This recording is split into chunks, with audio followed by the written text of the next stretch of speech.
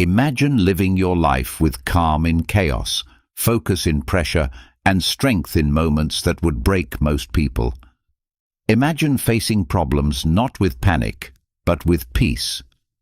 Imagine being unshakable, not because life is easy, but because you are grounded. Now, tell me the truth. How often do you feel pulled in 1,000 directions? Stressed, distracted, reacting to everything, feeling like you're losing control of your own mind, your time, your energy. You're not alone. But here's the truth no one told you. There's a way to live better, stronger, calmer, wiser. And one man figured it out almost 2,000 years ago. Marcus Aurelius, the Roman emperor who ruled an empire by day and ruled his own mind by night. He wrote not to impress others, but to control his thoughts, to stay humble, to stay focused, to stay free. And today, you're going to learn everything he discovered, not in fancy words, but in simple truths you can use right now to feel better, sleep deeper, and live with purpose. These aren't just quotes. This is a way of life, a map for the mind, a compass for the soul. And once you understand it, your life will never feel the same again. So before we begin, I want you to make a commitment to yourself, because once you master that, you master everything. Are you ready? Let's begin. You've stared at the ceiling at 2 a.m., haven't you? That quiet, hollow feeling that settles in your chest when everything slows down, except your thoughts. Worries stack on top of each other. One about tomorrow, another from last week, 100 about things that haven't even happened yet. Your heart beats faster than it should, and deep inside there's that unspoken fear. What if I can't handle it? But what if the problem isn't what's happening, but how close you're standing to it? What if you've been holding your life like a magnifying glass, where every little crack looks like the end of the world, when in truth it's just a pebble on a planet that's spinning in infinite space? This is where the wisdom of the Stoics meets you, not with empty comfort, but with real, grounding clarity. They knew something that modern minds often forget. When you widen your view, your pain doesn't disappear, but it shrinks into something small enough to hold. Anxiety begins to lose its power when you see how vast the universe really is, and how small most of your fears truly are in comparison. Marcus Aurelius would often remind himself, "You are a soul carrying a corpse." He wasn't being dark. He was being clear. He knew that our fears, our anxieties, our need to control, these things only feel so heavy because we forget the scale of existence itself. Think about it. The Earth is one planet orbiting a single star, in one galaxy among billions. And we're a brief flicker in all that time and space. That can feel terrifying, or it can be freeing, because if we are small, our problems are smaller. That argument you replayed over and over in your mind, it's a whisper in the wind. That failure you carry like a stone in your chest. The universe doesn't even blink, not because you don't matter, but because the pressure to be perfect, to always be in control, it was never yours to carry. Stoics didn't use the cosmic perspective to escape responsibility. They used it to focus on what truly mattered. They saw that obsessing over every detail, every insult, every delay, every flaw, only tied them tighter to things they couldn't change. But when they lifted their eyes to the stars, when they remembered their place in the vast web of nature, their breathing slowed, their thoughts cleared, and they could act from peace, not panic. Modern anxiety often comes from shrinking your world too small, from thinking your inbox is the whole universe, from believing that a bad day means a bad life. But what if you stopped for a moment, took a breath, and looked up. That sky above you has existed for billions of years. The stars you see are ancient. The light hitting your eyes tonight may have started its journey long before you were even born. And yet, it found you. Right now, in this moment.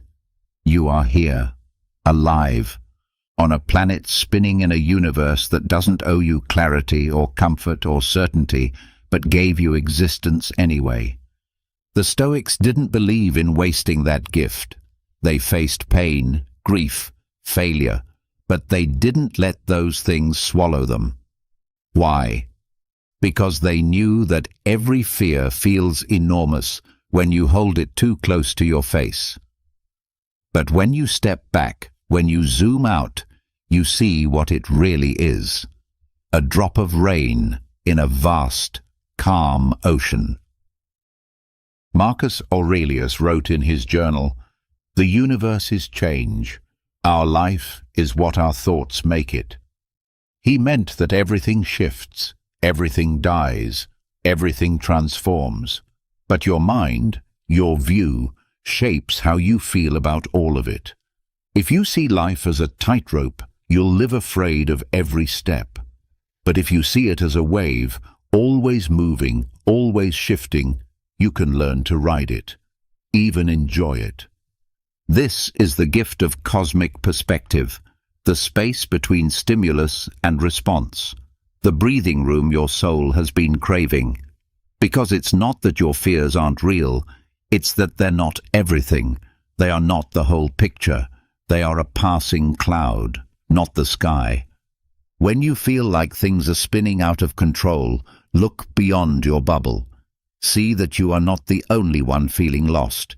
Billions of lives are unfolding at this very moment, each filled with love, pain, dreams, regrets. You're part of that shared mystery, not separate from it. And the anxiety you feel? It's just one note in the great song of existence. You don't have to silence it, just hear it in the right context. You don't need to be fearless to live well. The Stoics weren't emotionless. They just learned how to hold their emotions instead of letting their emotions hold them. They saw that the fear of discomfort is often worse than discomfort itself, and the fear of uncertainty is often worse than the unknown. By focusing only on what they could control, their thoughts, their actions, their responses, they freed themselves from the chaos of everything else. Look at the stars again, not metaphorically. Literally. Step outside or just picture them in your mind. Think of how long they've burned, how far their light has traveled, how nothing you fear has stopped them from shining. There's peace in that, not because it makes your life less important, but because it reminds you that you are part of something so much bigger. You're not fighting the universe. You are the universe, in human form, for a little while. When your thoughts start spinning, when your chest tightens and your breath feels short, ask yourself, will this matter in a year, in 10? And if not, let it go. If yes, then act on it with calm, not chaos, with presence, not panic. That's what Stoics practiced. That's what Marcus did in battle, in grief, in loss. He didn't run from life. He faced it, one clear breath at a time. Your mind doesn't need to be silent to rest. It just needs to be still enough to see the truth, that you're not trapped in your thoughts. You're the observer of them. The sky behind the clouds, the depth beneath the waves. Right now, in this moment, you can zoom out, not in a forced way, not in some spiritual bypassing of pain, but as a clear, grounded practice of looking honestly at what you're holding and choosing to hold it gently. So when the fear creeps in late at night, when regrets crawl out from the corners of your memory, when uncertainty keeps you from sleep, remember the stars, not to make you feel small, but to show you the true size of your pain. It is not everything. You are more than what you fear, more than the version of yourself that stress has painted, more than the noise of your thoughts. There is stillness under it all. There is space, and you can return to it any time. That's what the Stoics did. That's why their wisdom still lives, because they learned how to see life from above, not to escape it, but to love it better, to accept it more fully, to move through it with less fear and more freedom. You were never meant to carry the weight of the world, only to carry your role in it with grace. And when that weight feels too heavy, lift your gaze. Let the vastness show you the truth. That most of what we worry about is dust, passing shadows. But your presence, your peace, your ability to return to stillness, that is eternal. That is the real power of cosmic perspective. And it's yours now. And so, as you begin to see your fears for what they really are, passing shadows in a much wider sky, you also realize something deeper. Fear doesn't always come from what's happening. Often it comes from what might happen. It comes from the what-ifs that show up right when the world goes quiet, when the lights go out and it's just you, your thoughts, and all the possible disasters your mind can create. This is where most people run. They try to distract themselves, scroll, binge, avoid. But the Stoics did the opposite. They leaned in. They sat with those fears, not to suffer, but to become free from suffering. Because when you face your fears with open eyes, something strange happens. They lose their power. The practice is called premeditatio malorum, the premeditation of evils. It sounds dark, but it's not. It's clarity, it's strength. And when done with awareness, especially at night, it becomes a powerful tool to calm the nervous system and prepare the mind for deep, restful sleep. Instead of trying to avoid worst-case scenarios, you go there, deliberately. You rehearse them in your mind, not to scare yourself, but to train yourself, to remind your body that you could handle it, that you've already walked through the fire in your thoughts, so you no longer have to fear the heat. You lie down in bed, and instead of pushing the fears away, you welcome them in, one by one, gently. You think, what if I lose everything? What if the deal doesn't go through? What if they never call back? But instead of spiraling, you walk through the outcomes step by step, slowly, rationally. You ask, and then what? If I lose my job, then what? I'll be hurt. I'll feel fear, but I'll find another way. I've done hard things before. If they leave, then what? My heart will ache. I'll grieve. But I won't stop existing. If I fail, then what?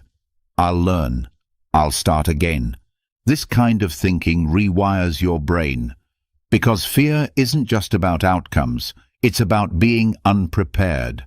When your mind feels like it has no plan, no structure, it reacts with panic. But when you calmly walk through those fears, you train your nervous system to respond with strength instead of shock. It's like mental armor, not the kind that blocks emotion, but the kind that gives you courage to feel it fully and keep going. The Stoics didn't believe in fantasy. They believed in preparation.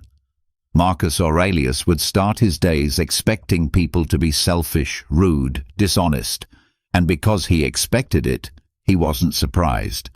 His peace wasn't broken because he didn't build it on false hopes. He built it on reality, on acceptance. At night, we have a chance to do the same. Not to expect disaster, but to rehearse resilience. To practice strength when nothing is on fire, so that when something actually does burn, you don't freeze. This doesn't mean you dwell on negativity. It means you test yourself just enough to build confidence. Think of it like lifting a mental weight. You wouldn't train your muscles by lifting empty air.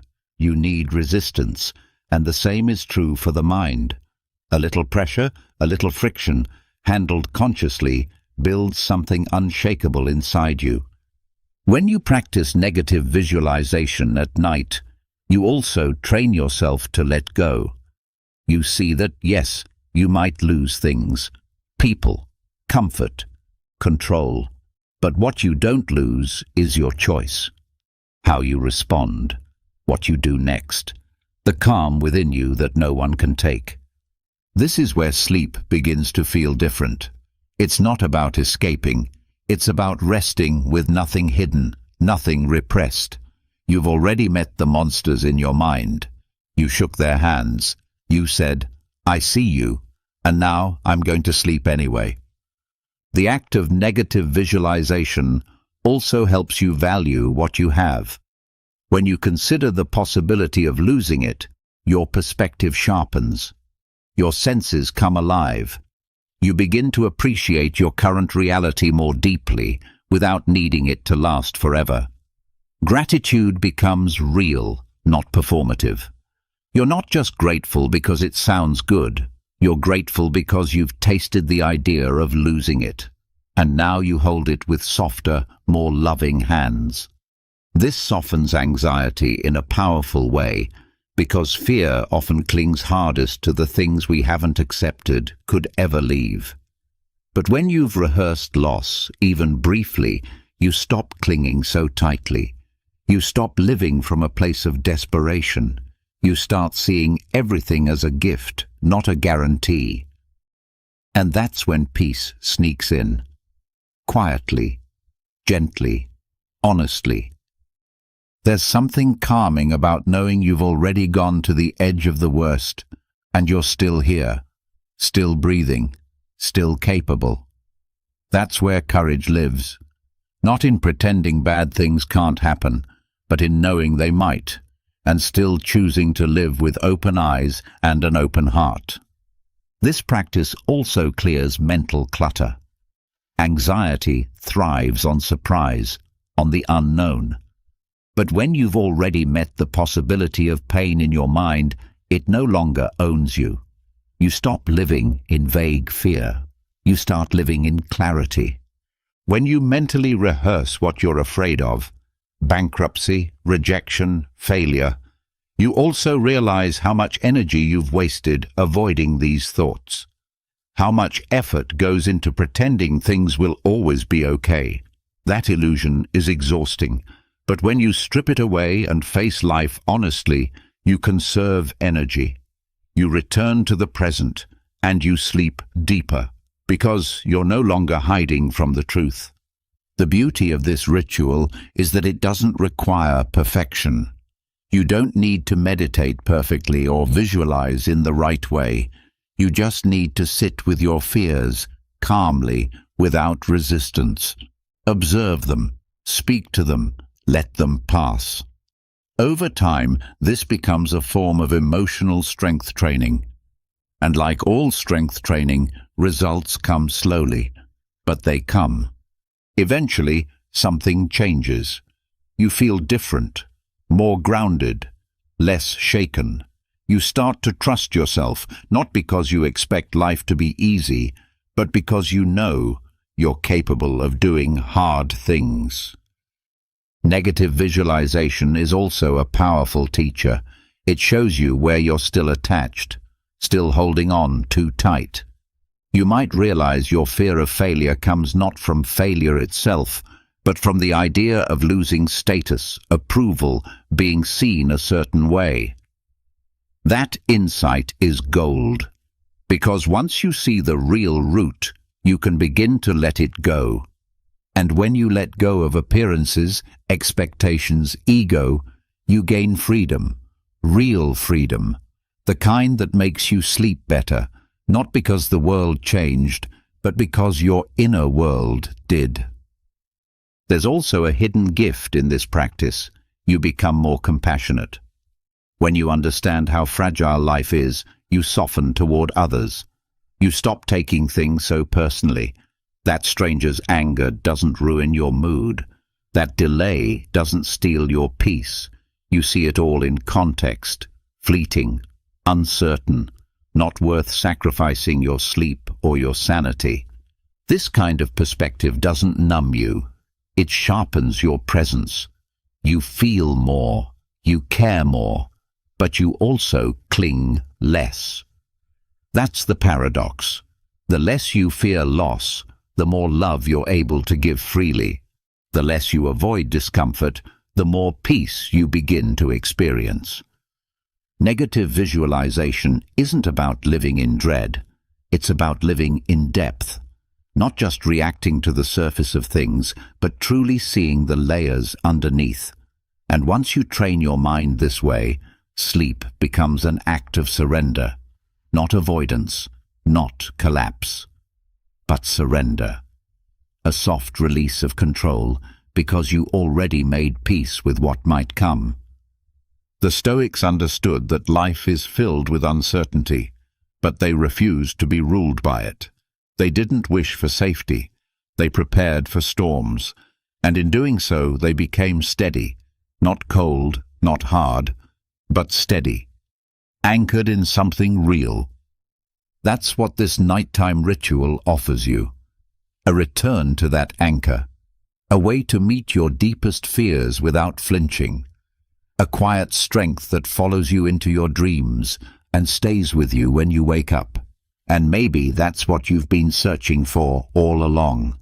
Not the perfect answer, not guaranteed safety, but a calm, unshakable center in the middle of it all, where fear can visit but never stay, where sleep is no longer a battle, but a return to trust.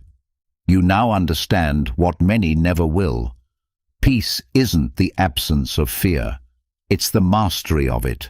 And the path to that mastery doesn't come through running, it comes through turning toward your fear, looking it in the eye and saying, I've already imagined the worst, and I am still here.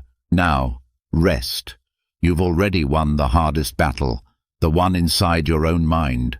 And once you've rehearsed your fears, once you've walked through the darkness your mind tried to run from, you're left with something even deeper, something heavier, something we all carry, but rarely speak about. It shows up in those quiet moments before sleep, in the tension in your chest, the unfinished conversations echoing in your head, the things you thought you had time for but didn't act on. Regret. But beneath that weight, there's one root truth pulling the strings, the fact that one day your time will run out. Death. The one truth that every human shares and the one most of us try to forget. But the Stoics didn't run from this truth. They leaned into it, not to live in fear, but to live without regret. Memento mori. Remember that you will die. It sounds cold, but it's not. It's one of the most powerful ideas the Stoics gave us. A reminder that life isn't just short, it's uncertain. That today could be your last sunrise, your final hug, your last conversation with someone you love. And that understanding, when held gently, not in fear, but in truth, is what releases the regret that clings to your mind like dust you never meant to carry. When you remember you will die, you stop wasting time. Not just in the big picture, but in the small things. You stop arguing over nonsense. You stop replaying that awkward moment from 2 weeks ago. You stop holding on to grudges that eat away at you, because now you see how precious each breath really is. The reason so many people can't sleep isn't just anxiety, it's unspoken guilt. It's the call they didn't make, the apology they held back, the dream they buried under excuses. Death brings clarity. It strips away the noise. It makes you ask, if this were my last day, would I be proud of how I lived it? And if the answer is no, good. That's your cue to change, to forgive, to speak, to act, not next week, now. This doesn't mean rushing or panicking. It means living on purpose, doing things that matter, saying things that are true, showing up fully, not because you know how long you have, but because you don't. The Stoics viewed death not as a threat, but as a teacher. Every time you feel afraid of something, a failure, an opinion, a rejection, ask yourself, would this matter if I were gone tomorrow? That lens clears the fog. It reminds you what's real. Holding death in your awareness also gives you peace, because it makes everything less permanent. That mistake you made 5 years ago, gone. That embarrassment you keep replaying, it won't survive you. You begin to see how little of what tortures you today will still matter in the end. Most of it disappears with time. The only thing that stays is how well you lived while you had the chance. This is how you let go of regret. You stop expecting to have forever. You start seeing each moment as sacred, even the ordinary ones. Drinking water, folding laundry, sitting in silence. When you know your time is limited, even these small things become a kind of worship. You become present not because someone told you to meditate, but because you feel how short life really is. And that presence clears your mind. It softens your heart. It helps you sleep, not because everything is fixed, but because you've stopped pretending you have unlimited time to fix it. Regret is heavy because it's filled with, I should have. But when you live with death in mind, those should-haves turn into did. You speak more honestly. You reach out more often. You show love before it's too late. This kind of living breaks cycles, because so many people are stuck in old patterns, waiting for a better time, waiting until they're ready, waiting until the fear goes away. But death doesn't wait. And that truth, accepted fully, is the most powerful motivator there is. You don't need to obsess over death. You don't need to fear it, but you do need to let it sharpen your awareness. The next time you start overthinking something meaningless, pause. Ask yourself, if this were my last night, is this how I want to feel? This question isn't morbid, it's freeing. It cuts through the endless stream of mental noise and brings you back to what really matters. Did I love well? Did I forgive quickly? Did I live bravely? When you start living this way, you release others too. You stop expecting people to be perfect. You stop holding them to standards you don't meet yourself. You stop pretending you have forever to fix broken relationships. You become more patient, more kind, more real. And here's what no one tells you. Death awareness also heals your relationship with yourself. Because when you know that one day you'll be gone, you stop being so hard on the person you are. You forgive yourself for being messy, for not having it all figured out. You realize that being alive, being conscious, being able to feel at all, that's the miracle. And when you see life this way, you start letting go of control. You stop trying to perfect every outcome. You release the need to get even, to win every argument, to prove your worth to people who were never watching. Because death shows you. None of that matters. What matters is how you feel when your head hits the pillow at night. Peace is not in fixing everything. It's in making peace with what can't be changed. This way of thinking isn't just for philosophers or monks. It's for you. It's for anyone who wants to sleep without the weight of unfinished things dragging their mind into the past. And you don't need to wait until you're old or sick to start. You can start tonight, right now. You can ask, what am I holding on to that I would let go of if I knew I had 1 week left? That grudge, that shame, that resentment. What conversation would I finally have? What part of myself would I stop hiding? Who would I say I love you to without waiting for the perfect moment? And then do that. Not as a dramatic gesture, but as a way of living honestly. Memento mori is not a warning, it's a mirror. It shows you how precious your breath is. It puts time back into your hands by reminding you how quickly it slips away. You don't need to panic to live this way. You just need to care, to pay attention, to realize that every second spent in regret is a second you're not using to live. You're not here to be perfect. You're here to be present. That's what the Stoics understood. They didn't chase happiness. They chased clarity, because they knew that when you see life as a limited gift, joy grows naturally from that.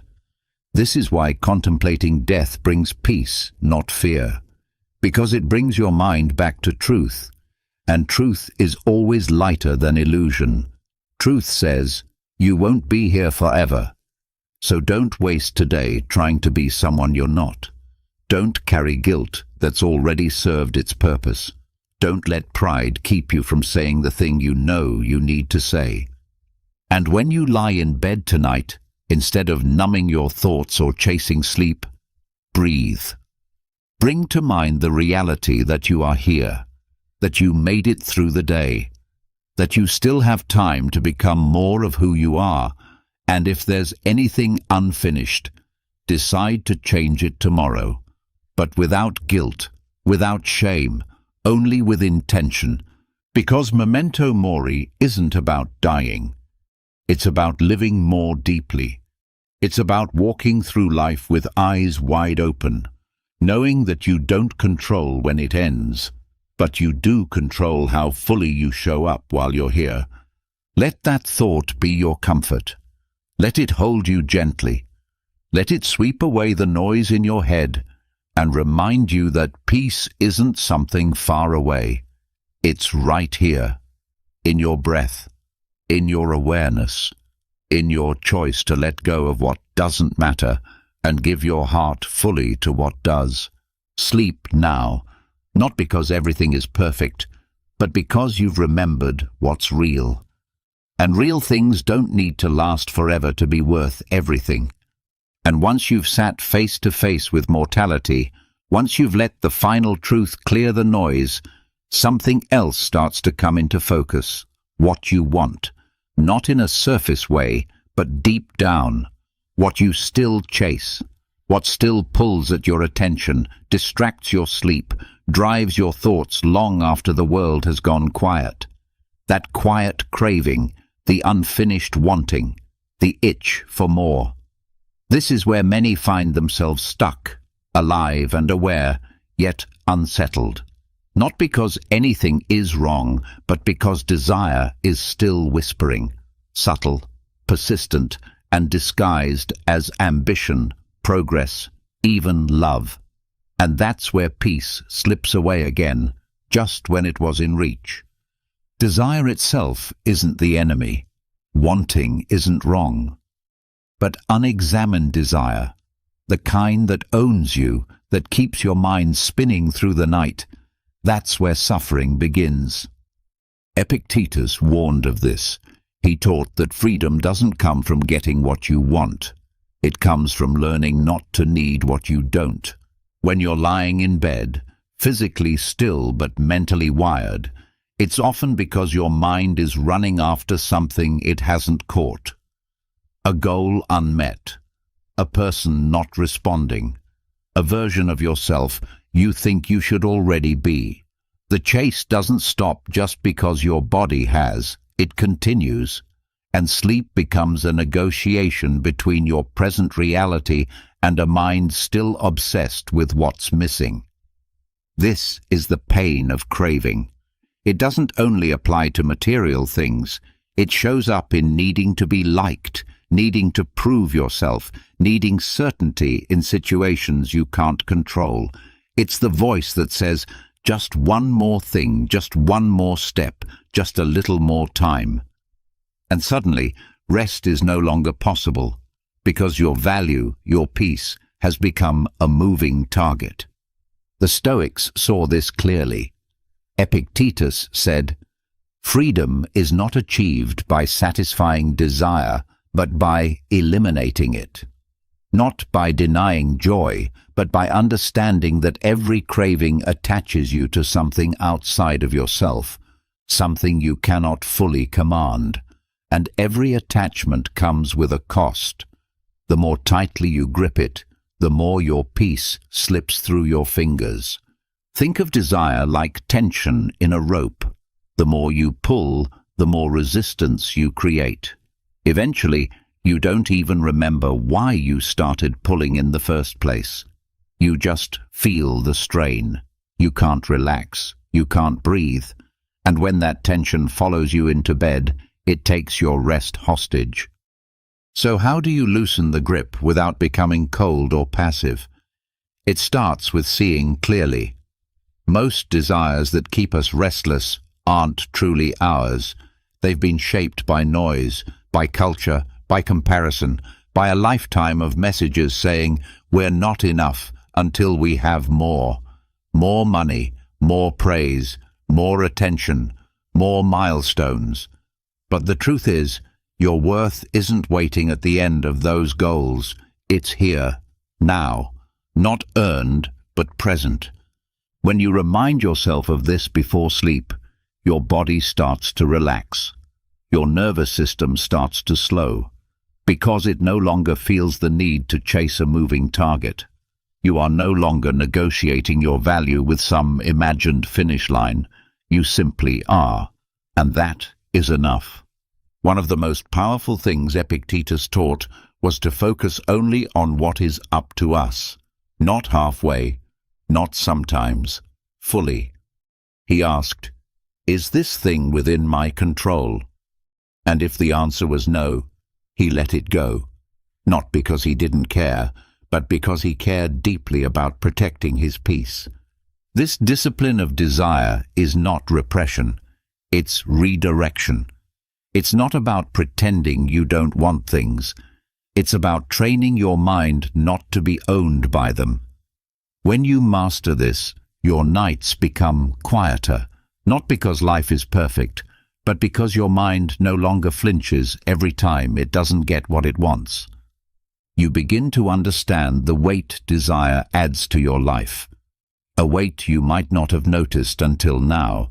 It can disguise itself as motivation, but when examined, it often comes with fear. Fear of not being seen, fear of missing out, fear of never being enough. When you release desire, you release that fear too. And fear is what keeps you from sleeping. Desire also shows up in memories, wishing things had turned out differently, wishing someone had stayed, wishing you had taken a different path.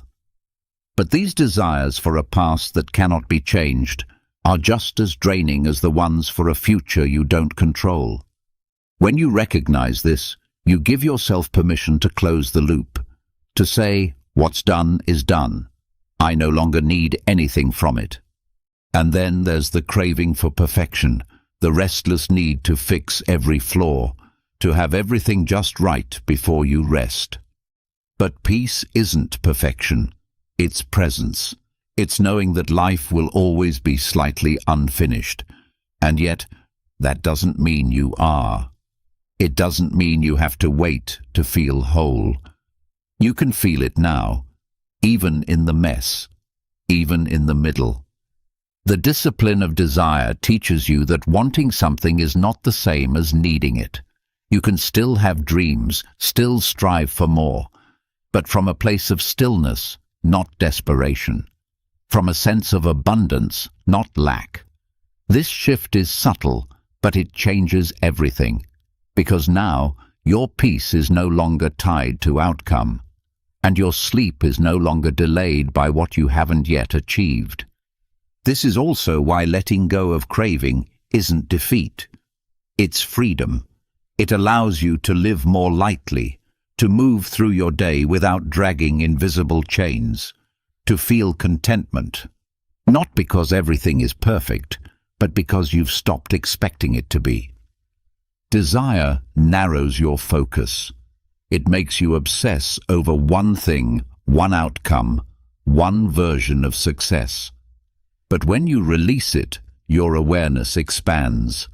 You start to notice beauty in small things, a quiet moment, a breath, a connection that doesn't need to be impressive to be meaningful. And that softness, that widening of the lens, is what opens the door to rest. Some nights your craving will feel strong. It will disguise itself as urgency, as unfinished business. That's when you return to the question, is this within my control right now? If not, let it go for now. Not forever, just for tonight. Let your bed be a sacred space where your peace is not up for negotiation.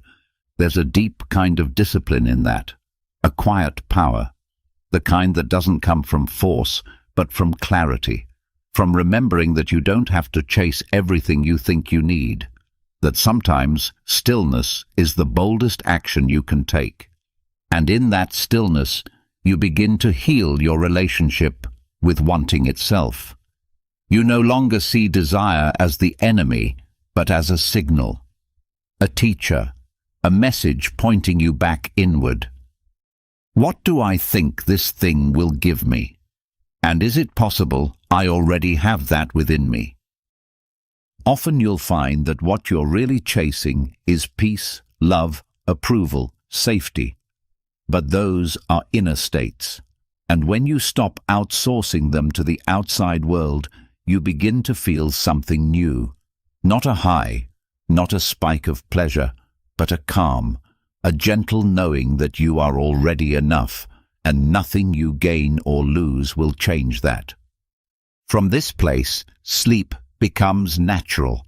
You are no longer mentally reaching, no longer stretching toward things just out of reach. You are here, rooted, present. And when thoughts of craving arise, you meet them with understanding, not with resistance. You say, I see you, but I no longer need you to feel whole. The discipline of desire also deepens your relationships. You no longer use people to fill gaps. You stop needing them to behave a certain way so you can feel okay. You begin to love with fewer conditions, fewer expectations, and this love, free from needing, is often the most powerful kind. Even your view of the future changes. You stop obsessing over every outcome. You start preparing without attaching, planning without obsessing. You begin to live in a way that is both focused and free. And your nights stop being restless because your mind is no longer rehearsing what might go wrong or clinging to what might go right. You find yourself releasing things faster, forgiving quicker, holding your emotions with more grace, because now you're not clinging to them to feel alive. You're simply noticing, witnessing, flowing. And in this gentle flow, rest becomes more than sleep.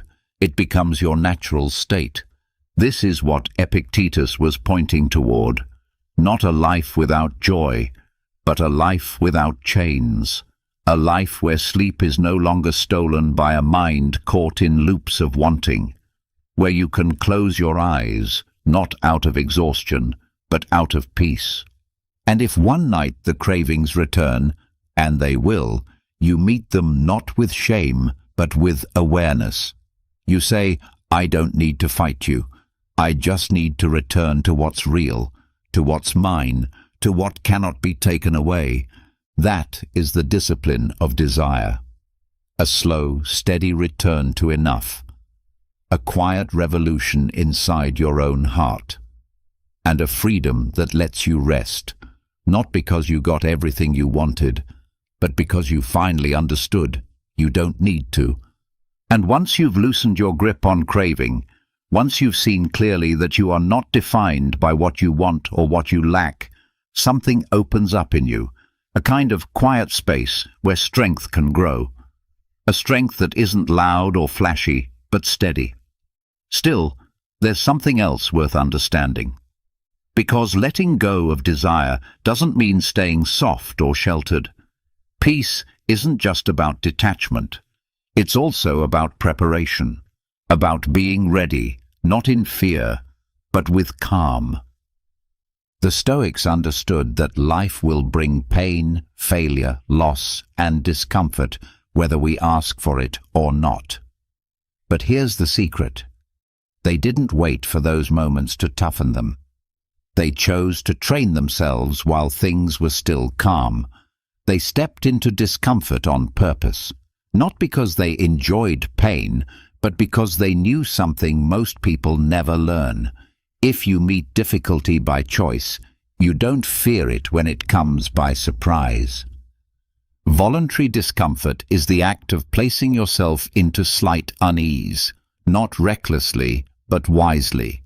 It's sleeping without a pillow once in a while, walking instead of driving when it's inconvenient, eating less than you want just to remind yourself you don't need excess to survive. These choices might seem small, even pointless, but their power runs deep. Each time you take on discomfort willingly, you teach your body that not having doesn't mean suffering, that lacking isn't the same as being broken, that you are capable of more than comfort would have you believe. You begin to feel less fragile. You stop seeing challenge as a threat, and instead recognize it as an opportunity to test what you're really made of. This is how resilience is built. Not in theory, not in talk, but in quiet, consistent practice. In saying no to ease just long enough to strengthen your mind. This doesn't mean you become cold. It means you become clear. You no longer fear hard things because you've already shown yourself you can handle them. When you train in this way, your mind becomes calmer, because one of the deepest causes of anxiety is the fear of what might happen if things get worse. But once you've practiced being without, practiced failing gracefully, practiced losing and starting again, that fear loses its edge. It turns into something you can face, not something that controls you. The body may not like discomfort, but the soul grows from it.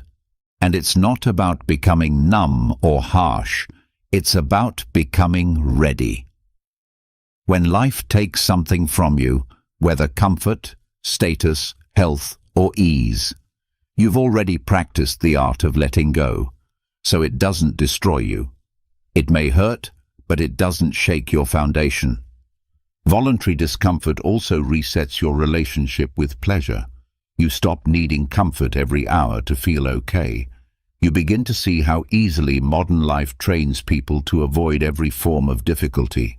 But with that avoidance comes weakness. When we never let ourselves be tested, we forget how strong we truly are. Even a cold shower, skipped meal, or tech-free day can become powerful reminders. Reminders that comfort is not your master, that you can be uncomfortable and still be calm, still be kind, still be at peace. The more you do this, the more your identity shifts, from someone who fears difficulty to someone who welcomes it as part of life. When you meet discomfort on your own terms, it no longer surprises you. That's the heart of this practice. To live without the constant fear of losing comfort. To know that your peace isn't tied to soft pillows or perfect days. It's inside you. And you know that because you've seen it survive even in discomfort. This also changes the way you see others. You stop judging people for how polished they look or how easy their life seems. You begin to value depth, resilience, grit. Not the kind that boasts, but the kind that quietly endures, because you now know what it takes to remain steady when things are hard. You've lived it, even if only in small ways, and those small ways matter. Great strength doesn't come from dramatic moments. It comes from daily choices, from willingly walking the harder path, not because you have to, but because you know it builds something real, something lasting. Voluntary discomfort also teaches gratitude in a way that nothing else can. When you've gone without comfort, luxury, ease, you start to see everyday blessings as what they are: gifts. A warm bed becomes something to cherish. A meal, a conversation, a walk in the sun. These aren't background noise anymore. They're miracles. Because now you're not entitled. You're awake. And that awareness makes life feel fuller, even in its simplicity. This discipline even helps with emotional pain.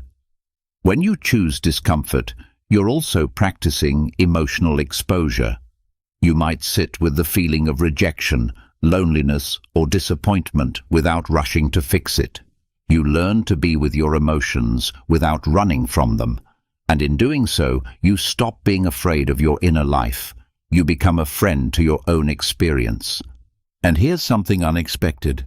When you embrace discomfort voluntarily, you often become more gentle, not more hardened.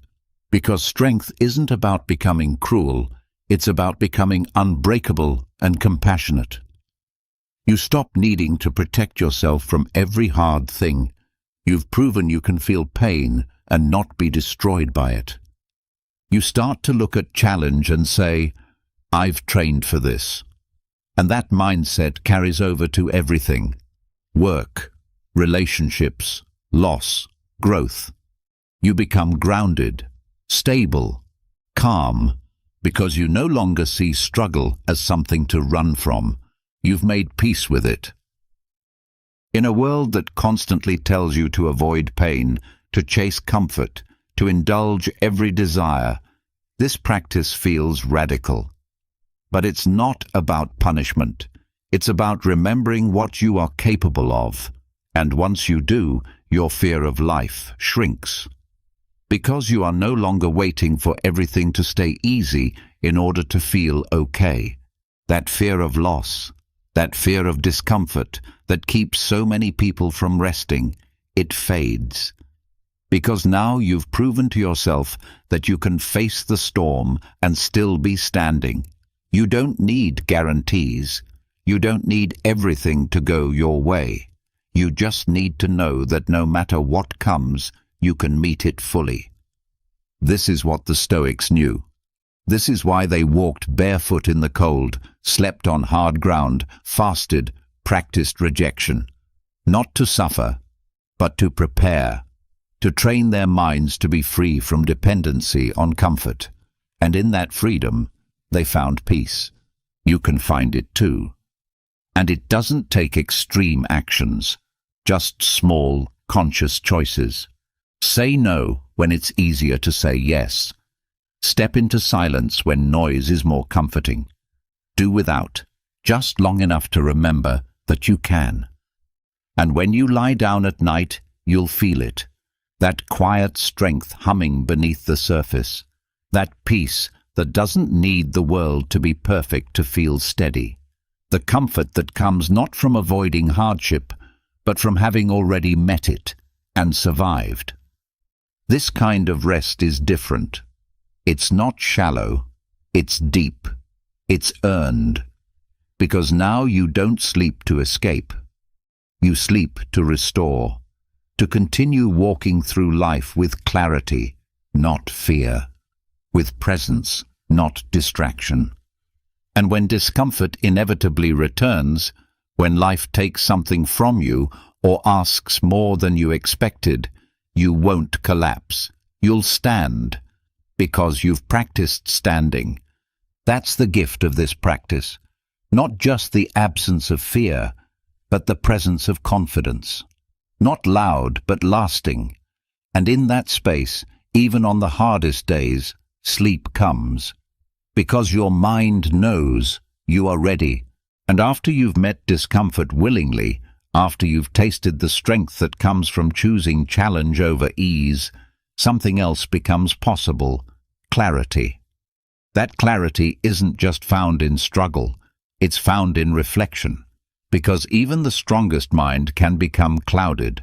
Even the most disciplined person can carry invisible weight into the night. Thoughts left unresolved, feelings not yet understood. And when those are ignored, they don't disappear. They linger. They press on your chest as you try to fall asleep. That's why the Stoics turned inward before bed, not to overthink, but to understand. Seneca had a habit that kept his mind clean, not just organized, but light. Every night before sleep, he would sit with himself and ask honest questions. What did I do well today? Where did I fall short? Did I say something I regret? Did I let emotion take the lead? Did I act according to my values? It wasn't self-punishment.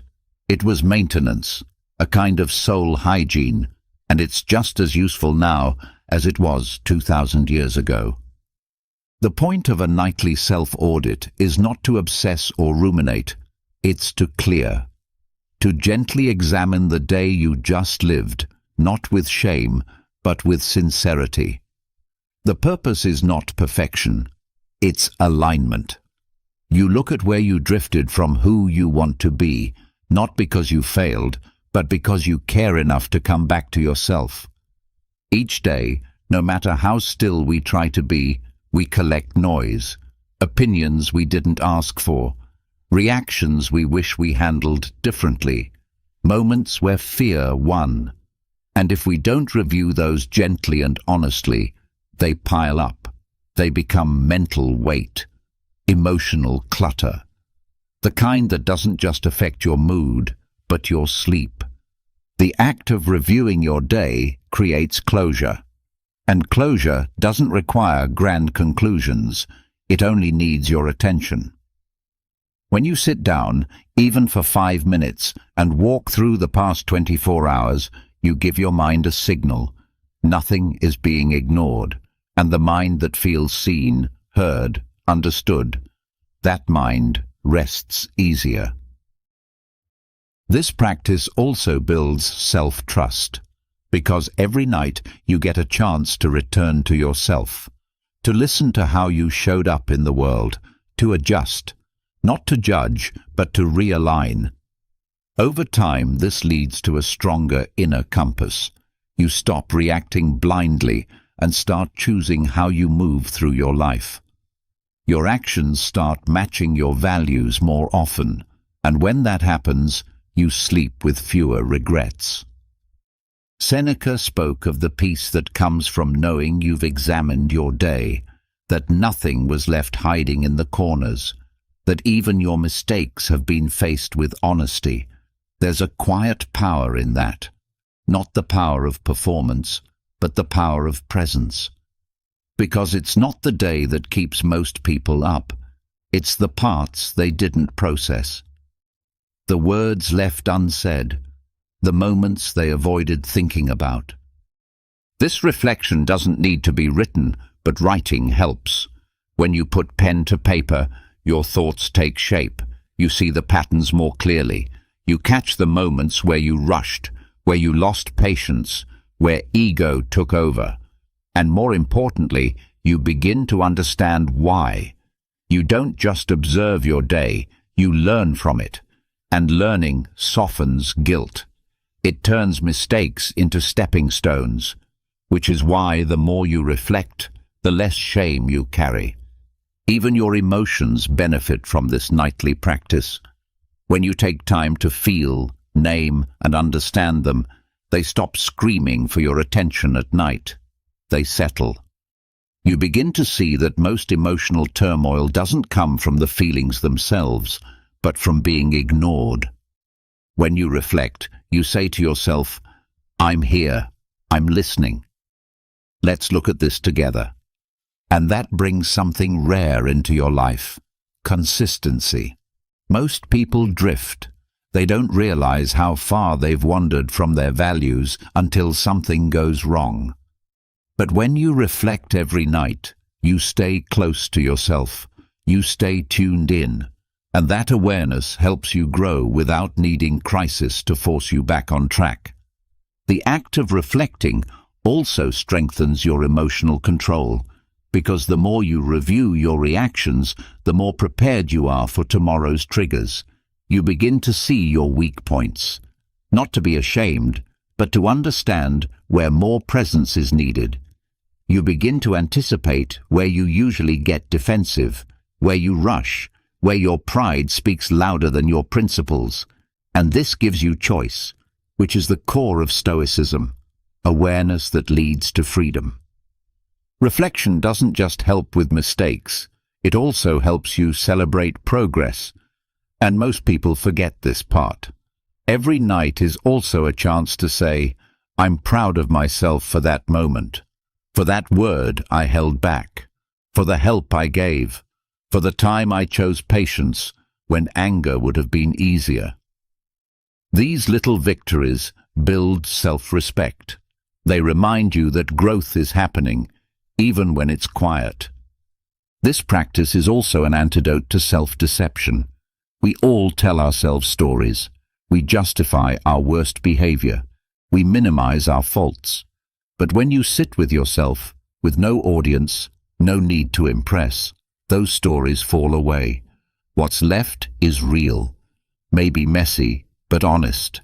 And honesty is the beginning of peace. A mind that reflects before bed is a mind that doesn't carry the past into the next day. You begin each morning lighter, more focused, less tangled in what's behind you. That's the real value of this practice.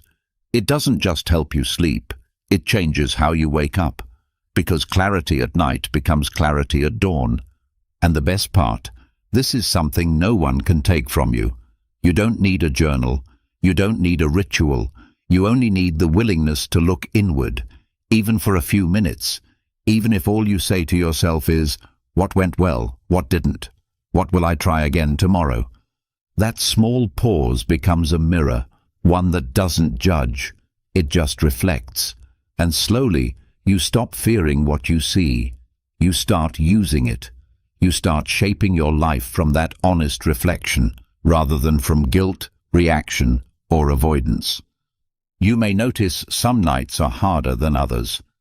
Some days carry more disappointment, more conflict, more temptation. That's okay. Those are the days when reflection is most powerful. When you sit with the hardest moments instead of pushing them away, you grow faster than most people ever will. Not because you're perfect, but because you're willing to face what others run from. This doesn't mean every night must end with a breakthrough. Sometimes the most valuable reflection is quiet acknowledgement. Today wasn't my best, but I see it. And I'll try again tomorrow. That sentence is a door, a way to release pressure without releasing responsibility. Over time, your mind begins to trust that nothing will go unseen. You create emotional closure at the end of each day. And with that closure comes rest. Not because you forced your brain to shut off, but because you gave it what it needed: attention, honesty, and a chance to be heard. This practice also transforms how you relate to others. When you reflect on your behavior each night, you catch your habits, the ways you speak, the moments you cut someone off, the tone you used. You begin to repair, to apologize faster, to avoid repeating the same mistakes, because now you're not just reacting, you're remembering. And that memory sharpens your character. Even your sense of time changes. You start to live more deliberately. Because you know the day will end with reflection, you move through it with more presence. You speak with more care. You treat yourself and others with more awareness. You stop wasting hours on things that drain you. And at night, you sleep easier, because you didn't just exist that day. You lived it on purpose. That's the real power of a nightly audit. It makes your life more conscious, more connected, more rooted in who you actually want to be. Seneca didn't reflect to be perfect. He reflected so he wouldn't drift, so he wouldn't be a stranger to his own choices, so he could meet himself honestly each night and adjust accordingly. And you can do the same. It's not complicated. You just ask, where did I grow? Where did I get stuck? Where did I show up well? Where do I want to show up better? Let those answers guide you, not to punish, but to realign.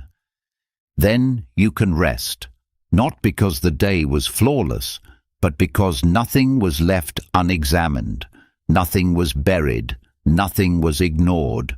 You showed up, you saw, you learned, and that's enough. That kind of rest is the deepest kind, because it's earned through presence, through truth, through the courage to meet your own life, night after night, with open eyes and a willing heart. And once you've finished your nightly reflection, once you've held up the mirror and looked at yourself honestly, without turning away, without shame, you might still find something lingering beneath it all, a kind of tension, a quiet pressure, not from what you've done, but from what you can't seem to control. Even after clearing the clutter of your day, your mind might still reach, still pull, still grasp at things outside your power. The outcome of a decision someone else will make. The timeline of a dream that hasn't come true. The way another person thinks or feels. These things keep many people awake, not because they are urgent, but because they are out of reach. This is where the Stoic teaching of Epictetus meets your restless mind. His most powerful and repeated idea was this: some things are up to us, and some things are not. That's it, the dichotomy of control. It sounds simple, even obvious, but most of our suffering comes from ignoring this line. We try to control what is not ours. We try to bend outcomes. We cling to the illusion that more thinking, more planning, more worrying will somehow force life to move the way we want. And that illusion is one of the most exhausting things we carry. Insomnia often comes from this tension, a body that's tired, but a mind that's still trying to manage what it can't touch. Sleep becomes difficult, not because there's something to fix, but because we can't let go. We review conversations we can't change. We rehearse situations that already happened. We worry about futures we can't predict, all because our minds haven't fully accepted the boundaries of what belongs to us and what doesn't. Epictetus taught that what's truly ours includes our thoughts, our choices, our responses. Everything else, our reputation, other people's decisions, external events, is not. He wasn't saying we should stop caring. He was saying we should stop trying to control outcomes through force. Instead, we should direct our energy inward, toward our own behavior, our own mind, our own peace. This shift changes everything. Not because the world becomes easier, but because we stop resisting it. Most people don't realize how much energy they lose fighting the flow of life. They hold on to imaginary strings, trying to pull things their way. But those strings are illusions. They snap, and the more we pull, the more tangled we become. Letting go of control doesn't mean giving up. It means recognizing what belongs to you and what doesn't. When you see that clearly, you conserve energy. You stop spinning stories about how things should be and begin to meet things as they are. That acceptance creates room for rest. Your nervous system calms because it no longer believes it's responsible for holding the whole world together. This practice doesn't come from ignoring problems. It comes from facing them with clarity. When you're in bed and your mind starts circling around a decision that hasn't been made or a fear you can't solve, pause. Ask yourself, is this within my control right now? If it is, make a small step, a plan, a note for tomorrow. But if it's not, then the only wise choice is release. Letting go becomes an act of strength, not weakness. Letting go also doesn't mean you stop feeling. The Stoics didn't teach indifference. They taught resilience. Feelings still arise, worry, grief, frustration, but they don't have to run the show. You can feel something deeply and still choose not to be consumed by it. You can care without controlling. This is especially powerful at night, because night is when the pretending ends. The distractions are gone. The world is quiet. And in that silence, your mind shows you what it's still holding on to. That's your invitation, not to fix it all, but to gently place it down. Not forever, just for now. You'll return to it tomorrow, if needed. But tonight is for rest, and rest is only possible when you are no longer resisting what you cannot change. This mental separation between what's yours and what isn't is a skill. It takes time. At first, everything feels like your responsibility. But as you practice, your awareness sharpens. You begin to see how much of your anxiety comes from crossing that invisible line, wanting people to react a certain way, wanting life to hurry up, wanting the past to be different. All things outside your hands. And each time you catch yourself grasping at those things, you can return to what is yours. Your breath, your posture, your response, your choice to let go in this moment. That's where freedom lives, not in changing everything around you, but in being unchanged by what you can't control. There's humility in this, and also power, because once you stop wasting energy on the external, you can fully invest in the internal, in becoming calmer, clearer, wiser, and that internal shift is often all it takes to handle external chaos with grace. Even when things go wrong, even when outcomes disappoint you, you remain steady. Because your peace wasn't built on things going your way. It was built on understanding what was never yours to begin with. The mind that lives like this doesn't need sleep aids. It doesn't need to numb itself to rest. It only needs a clear boundary, a conscious moment of saying, "This I will act on, that I will release." And when that becomes a habit, sleep comes more easily. Not because your life is perfect, but because your mind is at peace with imperfection. This practice also helps you respond better during the day. You stop being reactive. You stop trying to fix people. You stop needing everyone to agree with you, because you now know the limit of your influence. And in that knowing, there's peace. Not passive peace, but powerful peace. The kind that lets you focus on what really matters, your character, your effort, your principles. Letting go of control also prepares you for the unexpected. When life throws something at you, you don't panic. You pause. You ask, "What can I influence here?" And then you act, not with desperation, but with clarity. And when you've done all that's within your power, you stop. You let go again and rest. There's a rhythm in this way of living, a back and forth between action and surrender, between effort and rest. It's not about being detached. It's about being responsible only for what is yours and refusing to be weighed down by what is not. This is why Epictetus said that happiness begins with knowing what depends on us and what does not. Because until you know that, you'll keep trying to manage everything. And in trying to manage everything, you'll manage nothing well. You'll stay up late, thinking about things that won't change, because thinking isn't the tool they need. Sometimes the right action is stillness. Sometimes the best response is no response.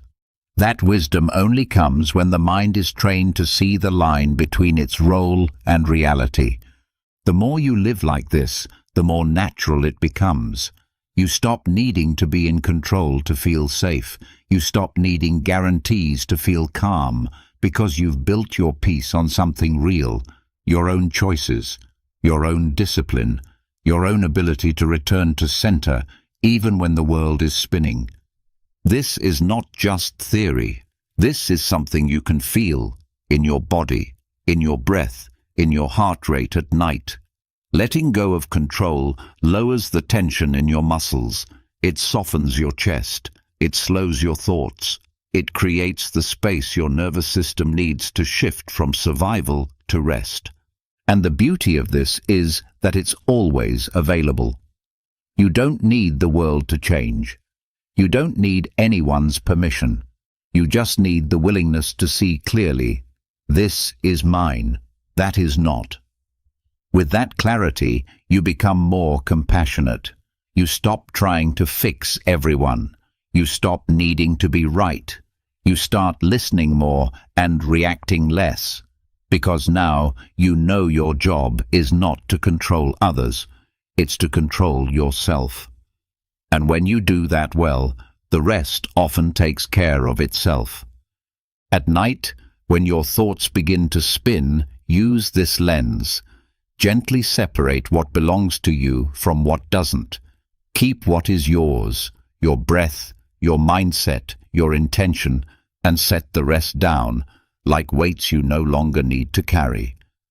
And as your head rests on the pillow, let this final thought guide you into sleep. I release what isn't mine. I hold only what I can change, and in that, I am free. This is the freedom Epictetus taught. Not freedom from hardship, but freedom from being ruled by it. And when you live that truth, rest isn't something you chase. It's something that finds you. Because a mind at peace with what it can't control is a mind ready to sleep, peacefully, fully, without resistance. And once you've learned to release what doesn't belong to you, once you've stopped wrestling with things outside your reach, something else begins to stir beneath the quiet. Something deeper than anxiety, quieter than fear. A feeling you may not speak out loud, but one that shows up when the lights go out and your body lies still. It's not about control anymore. It's about surrender. That hard-to-name discomfort we often carry into sleep isn't always from the day we lived, but from the truth we try not to face. The end. The final silence. The unknown we all share but rarely approach with calm. Sleep, when viewed without distraction, carries a strong resemblance to death, the stillness, the letting go, the full release of awareness, identity, and will. And for many, that's why it's so hard, because sleep is not just rest. It's a small rehearsal for what we cannot escape. And if death brings dread, sleep brings resistance. The fear of not waking up, of vanishing into silence, of stepping into something we don't understand. The Stoics didn't run from this comparison. They walked toward it. They believed that learning to die before you die was a path to freedom, not in a dramatic sense, but in a deeply honest one. Accepting death wasn't about obsession. It was about clarity. When you see it clearly, you stop fearing it. And when you stop fearing death, you begin to sleep without resistance. Not because the unknown is solved, but because you are no longer fighting it. The link between sleep and death becomes a tool, not a threat. Each night becomes a small opportunity to let go, to practice what it means to surrender fully, not in defeat, but in peace. You lie down, you close your eyes, and in that moment, you stop everything. The need to fix, to change, to explain, to prove, gone. You return to nothing, and that nothing is not a problem. It is part of life. The Stoics encouraged reflection on mortality because it brought urgency to life and peace to rest. When you remember that your time is not endless, you stop wasting it. And when you stop fearing the end of it, you rest more easily between beginnings and endings. Sleep becomes softer, not because your thoughts disappear, but because they stop needing to be solved tonight. Death, too, requires no solution, only understanding. At night, the part of your mind that fears disappearing starts to whisper.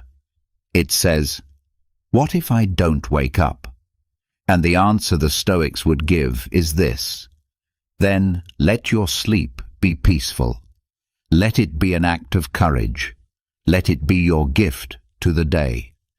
You don't fear the sunset, you trust it will return. And if one night it doesn't, your fear will no longer be useful. So let go now, while you still can, not to rush the end, but to stop fearing it. There's a calm strength that comes from holding the end of life in your awareness without panic. When you acknowledge it quietly each night, it loses its power to haunt you. It becomes part of the rhythm. Wake, live, sleep, and eventually release. That rhythm is already happening. Death is not something separate. It's folded into every moment you let go, every breath you exhale, every chapter you close. When you begin to see sleep as a mirror for death, you also begin to see how unnecessary most resistance is. The fear of not being in control, the fear of missing out, the fear of disappearing. But if you can let yourself slip into sleep fully, without bracing, without grasping, then you've already begun to understand death, and not as a punishment, as a return, a pause, a silence that holds no malice, only release. This perspective shifts how you approach the night. You stop needing to hold on to every task, every plan, every identity. You don't need to fall asleep thinking about your role, your name, your status, or your progress, because in sleep, those things fade, and still you are safe. You are not harmed by their absence. You are simply resting.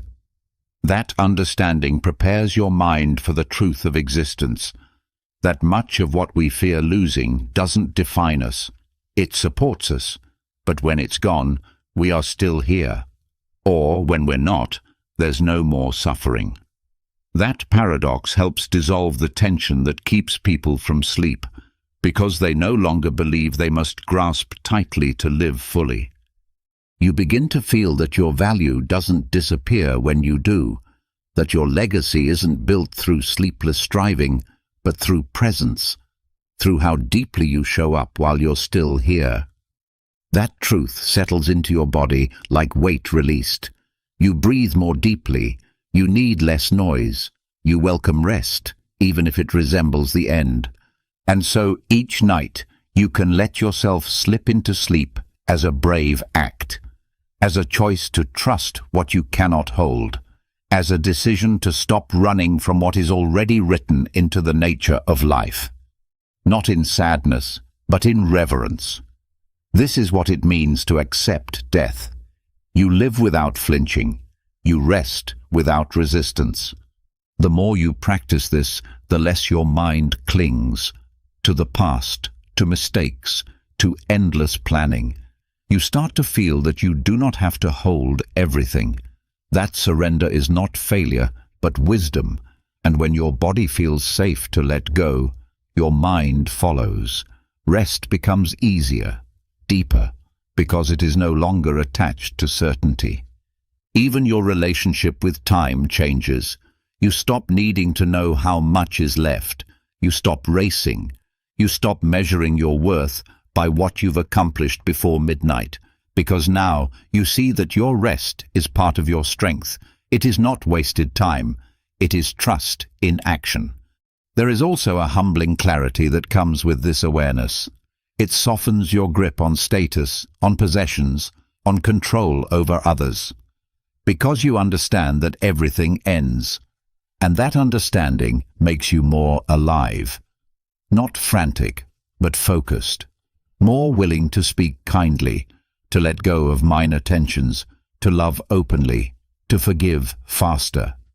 The fear of death loses its grip the more you practice returning to stillness. Not just with your body, but with your thoughts. You begin to find comfort in that space of no urgency, a space that doesn't demand answers, just acceptance. The kind of peace that doesn't come from getting everything done, but from knowing you've done what matters. This doesn't mean you stop striving, but you stop striving from fear. You start acting from choice. And that's where your days become more beautiful. Because now they aren't fueled by dread. They are shaped by clarity. That clarity, in turn, makes your nights lighter. Even dreams begin to shift. Because your waking hours are no longer driven by avoidance, they are guided by awareness. That shift changes your nervous system. Your breath slows. Your muscles stop bracing. And sleep becomes more than recovery. It becomes renewal. When you see sleep as a practice in death acceptance, you stop thinking of death as something that interrupts life. You begin to see it as something that gives life shape, a frame that holds everything you do. And that frame, when accepted, makes every moment matter more. This changes how you respond to fear. When panic rises, you don't run, you sit, you breathe, you say, "If this is my last moment, let it be met with presence." That courage carries over into everything, into how you listen, into how you speak, into how you let go at the end of the day. Even if death still brings discomfort, it no longer rules you. Because now, each night you've practiced returning to it, just enough to soften its edge. You no longer flinch at the thought. You meet it with openness, not readiness necessarily, but acceptance. And from that, a new kind of calm grows. Your bed becomes more than a place to recharge. It becomes a sanctuary, a reminder that you are allowed to rest, that you are allowed to let go, that you are not defined by what you hold on to, but by how gracefully you can release. And if you lie awake some nights, not because of fear, but because of stillness, even that is okay. Even that is part of the practice. You are learning to be with what is, to stop reaching, to simply exist, without fixing, without fleeing, without forcing meaning onto every quiet moment. This is the deepest form of rest, not just of the body, but of the soul. A rest that says, "I am here." That is enough. A rest that doesn't need proof or promise or explanation, just surrender. And when you wake the next day, you bring that stillness with you, not as passivity, but as strength. Because now, your actions are shaped not by fear of the end, but by presence within the moment. That's what sleep teaches you, when you stop resisting its resemblance to death. So tonight, lie down gently. Let your thoughts quiet, not because they've vanished, but because they no longer need to be solved. Let yourself rest as if this is your last night, not in dread, but in reverence. Let go, fully, because that's where real peace lives, in the space between clinging and control, in the brave, silent act of surrender, in the willingness to stop chasing and simply fall into stillness, into rest, into life as it is. And after surrendering to sleep as a mirror of life's final silence, after learning how to rest without fear of the end, you come face to face with something essential, the need for protection, not physical, but internal. A place inside yourself untouched by noise, chaos, or judgment. Because even when you accept death, even when you stop chasing what isn't yours to hold, the world still presses in. People still hurt you. Stress still arrives. Noise still finds its way through the cracks. To withstand it, you need a shelter that moves with you, one no one can enter unless you let them. Marcus Aurelius called this the inner citadel. It isn't built with stone. It's built with attention, with discipline, with the slow, intentional shaping of your mind. The citadel is the part of you that remains whole when everything else feels broken. It's where you go when the world gets loud, where you return to when you're lost in other people's expectations, opinions, or mistakes. It's the space you create for yourself that no outside force can ruin. For Marcus, the citadel wasn't fantasy, it was necessity. He led an empire in crisis, faced loss, war, betrayal, illness, and disappointment. Yet his writings reflect a calm few people ever touch. Because he wasn't relying on the world for peace, he carried it inside, and he strengthened it daily. This is where modern life often leads us astray. We build our safety externally, on money, comfort, reputation, approval, but when those things shake, so do we. The Stoics knew that real peace isn't built outside of you, it's built inward. It has nothing to do with what happens, and everything to do with how you meet what happens. The citadel is not denial. It doesn't ignore pain. It welcomes it, studies it, responds with clarity. The reason it's impenetrable is not because it blocks emotion, but because it holds emotion with intelligence. It doesn't collapse. It doesn't depend on the mood of others. It doesn't need certainty to remain whole. To begin building your own, you start by observing. How quickly do you react to the opinions of others? How often do you lose yourself trying to keep the peace or prove your worth? Each time you leave yourself behind to meet expectations, you weaken your foundation. But each time you return, through breath, through silence, through reflection, you lay another stone in that inner wall. You protect this space not by isolation, but by boundaries. You decide what gets in, which thoughts are worth your energy, which criticisms carry truth, and which are projections.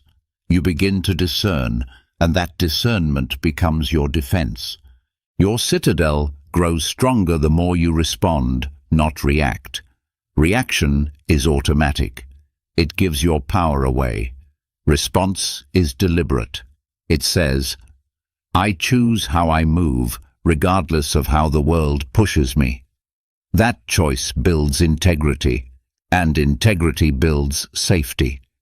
Not the safety of comfort, but the safety of self-respect. The fortress of the mind is quiet. It doesn't need to explain itself. It doesn't need to win arguments or seek validation. It knows that peace is not granted by others. It's claimed within, and that knowing changes how you experience everything. Traffic doesn't rattle you. Criticism doesn't cut as deep.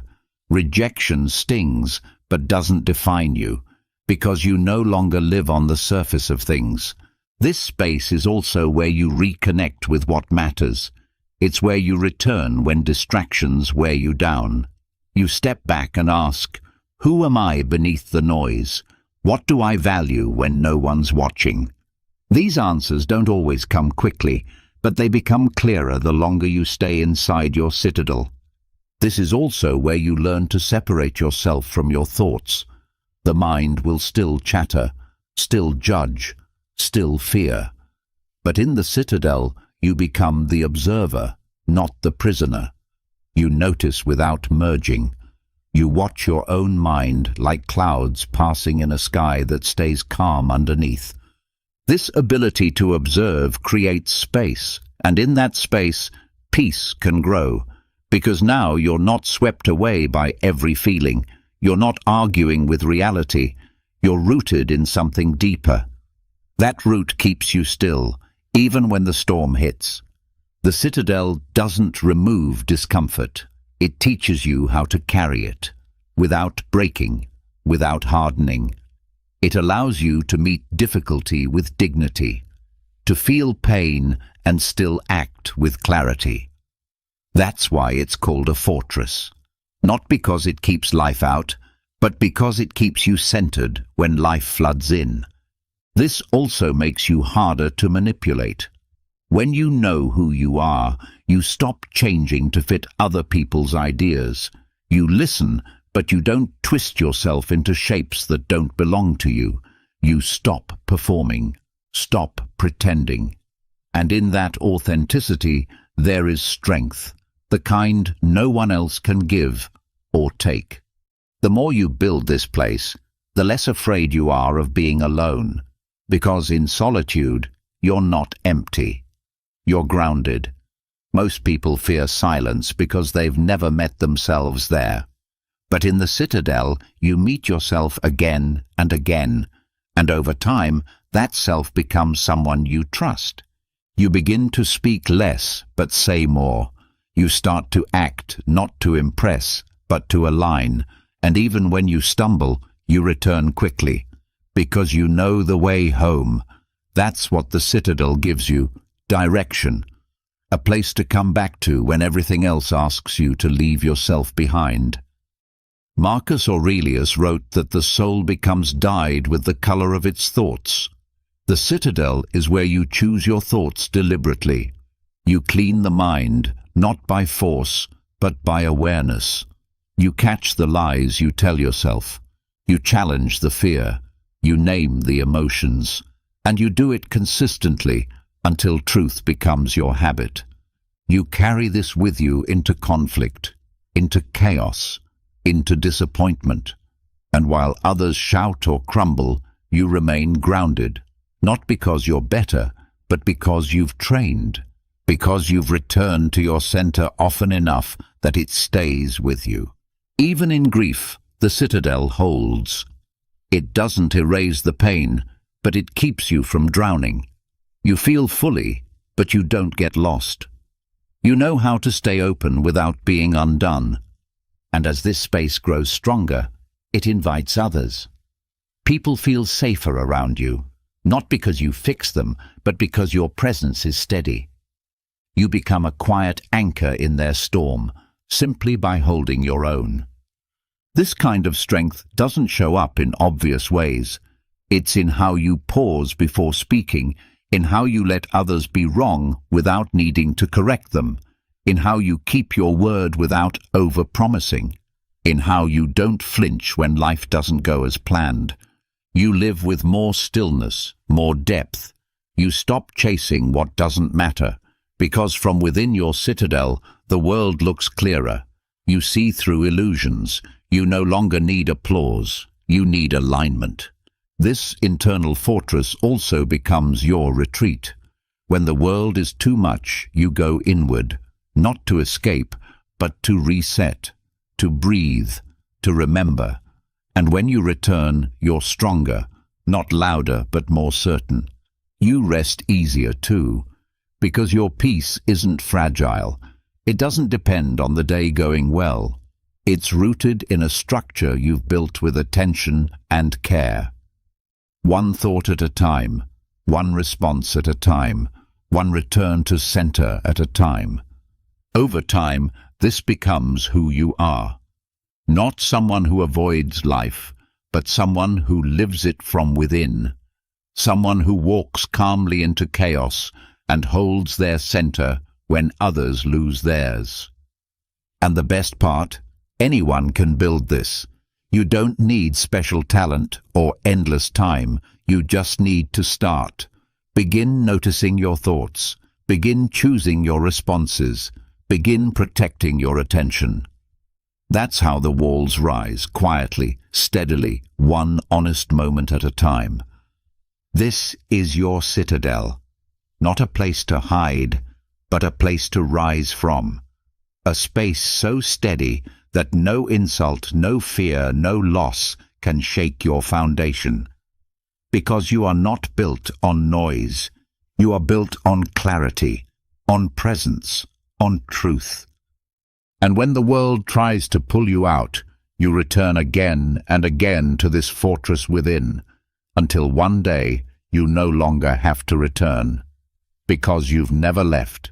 And after building the inner citadel, after learning how to hold steady when the world pulls and pushes, there's one more enemy that still tries to slip through the cracks, one that doesn't knock at the door, but creeps through the mind in silence.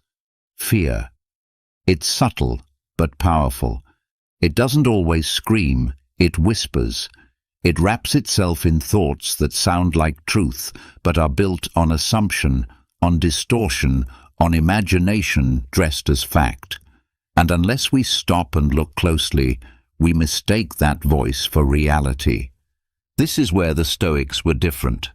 They didn't try to defeat fear with emotion. They used reason. They didn't drown it with positivity. They exposed it with clarity.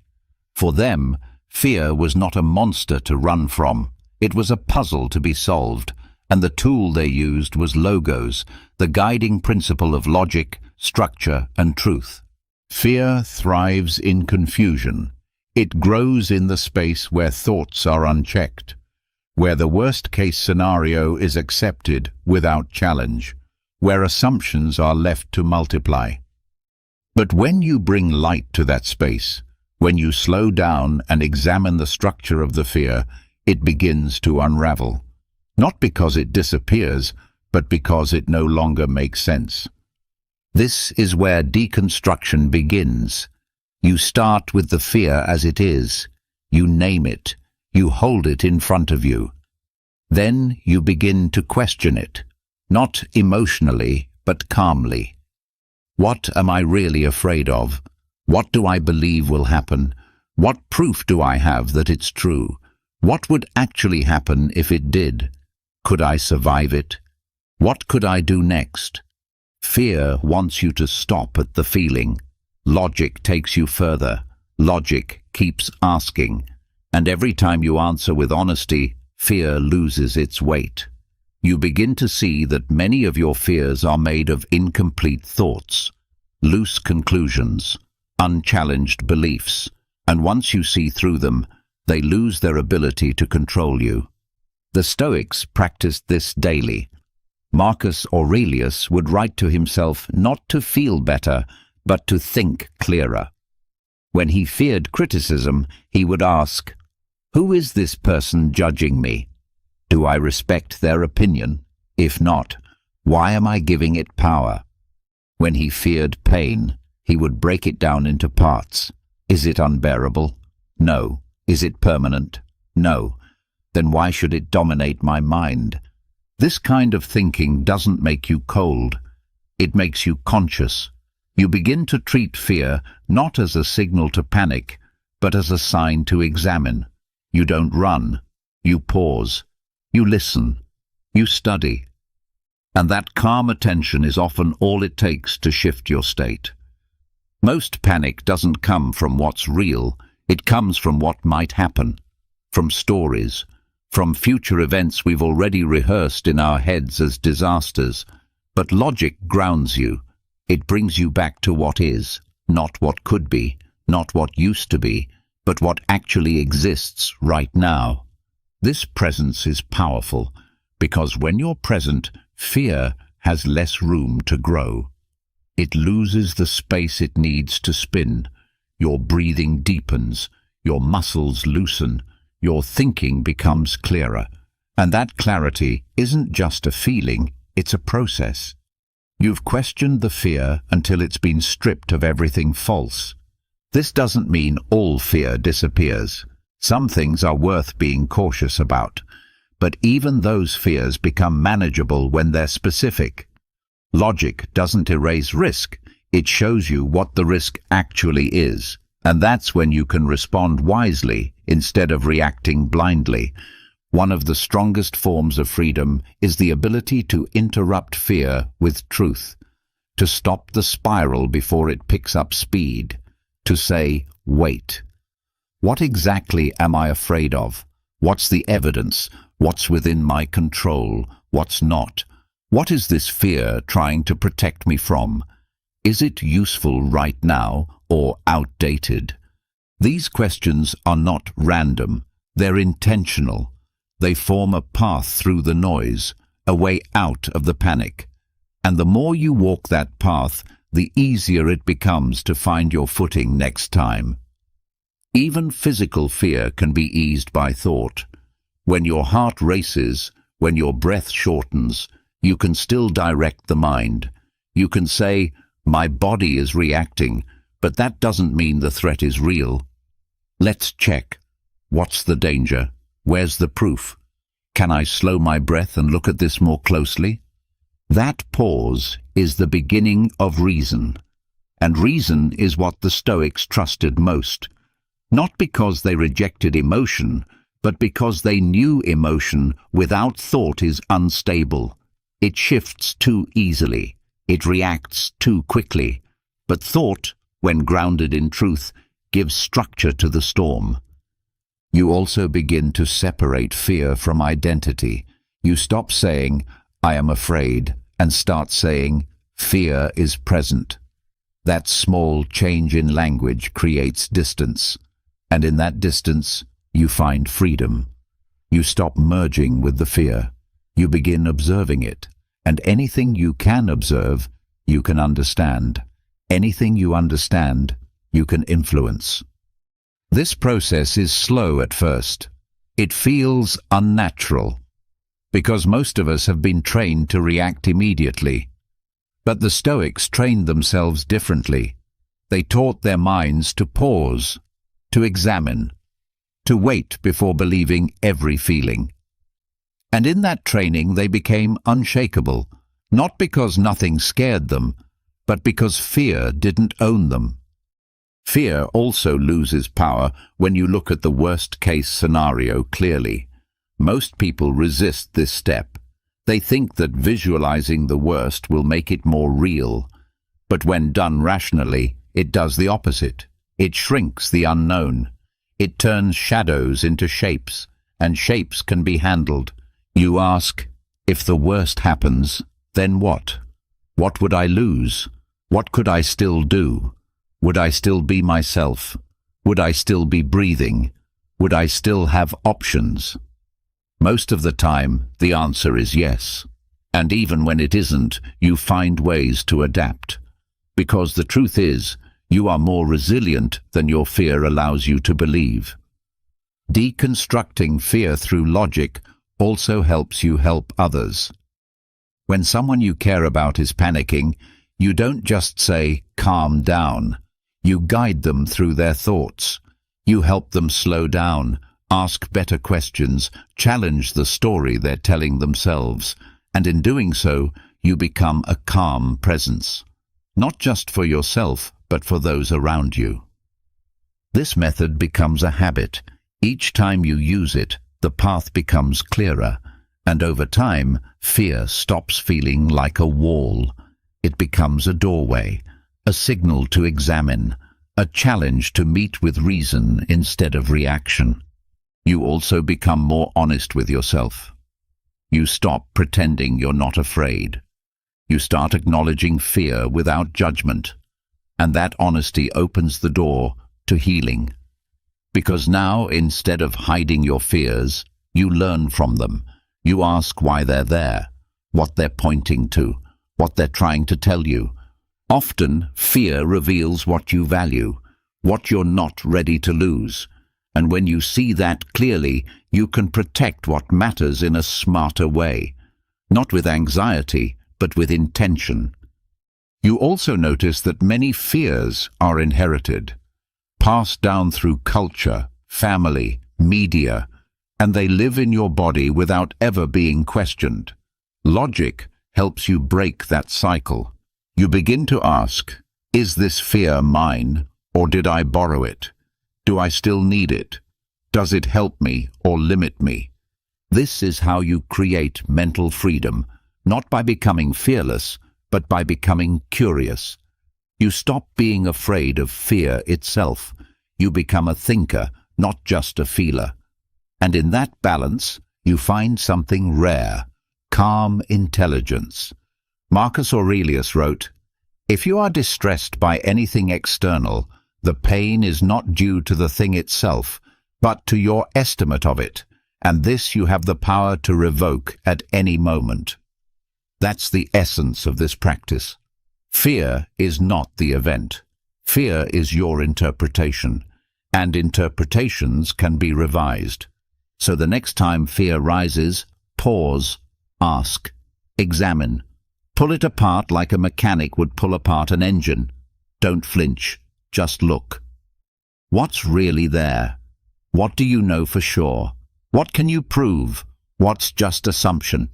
And then breathe. Choose your response and return to center. Because now you're not being led by fear. You're leading it, not with force, but with truth, not by avoiding it, but by understanding it. This is what it means to dismantle fear through logos. And the more you do it, the more peace you find. Not because life gets easier, but because your mind gets clearer. And in that clarity, panic dissolves, and what's left is power. Quiet, steady power. The kind that knows exactly where to place its focus, and exactly when to let go. And after you've looked fear in the eye and stripped it down to its parts, after using logic to calm your nerves and reclaim your thoughts, there's something left waiting for you beneath the surface. Something not talked about enough in Stoic practice, but always present for those who go deep enough. Joy. Not the fleeting kind that depends on pleasure or praise, but a steady, quiet gladness. The kind that doesn't shout, but hums beneath your daily life. It's there, hidden in the pauses, the simplicity, the clarity that comes when your mind is no longer ruled by fear, craving, or chaos. Stoicism is often misunderstood as cold or rigid, but the core of it is not emotional suppression, it's emotional refinement. And what's refined, when practiced fully, is joy.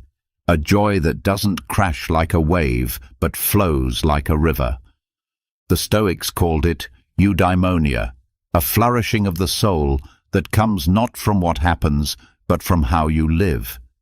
It's not found in more things, but in seeing what you already have with sharper eyes and a more grateful heart. This kind of joy comes when you start to live in alignment, when your actions match your values, when your expectations match reality, when your focus returns to what's within your control, and you stop leaking energy on everything else. In that harmony, a gentle kind of gladness rises, not a high, not excitement, but a peaceful sense of rightness, of being exactly where you need to be, without needing anything more.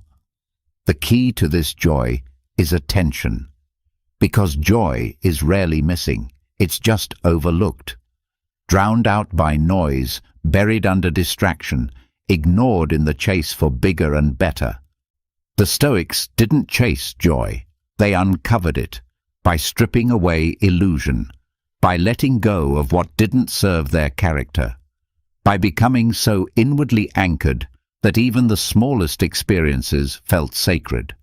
Gratitude was one of their tools, not as a cliché, but as a lens. Marcus Aurelius would write about waking up and being thankful for breath, for the ability to think, to act, to serve. Seneca reminded himself often that all he needed to live well was already in his possession: food, shelter, thought, breath, time. And once you realize that everything else is extra, joy comes naturally, not because life gave you more, but because you finally stopped waiting for it. Rational optimism also shaped this joy, not blind hope, but confidence rooted in logic. The understanding that even when things are hard, your ability to grow, to respond, to adapt, that doesn't disappear. That optimism comes from choosing to see what you can build, rather than fixating on what's gone.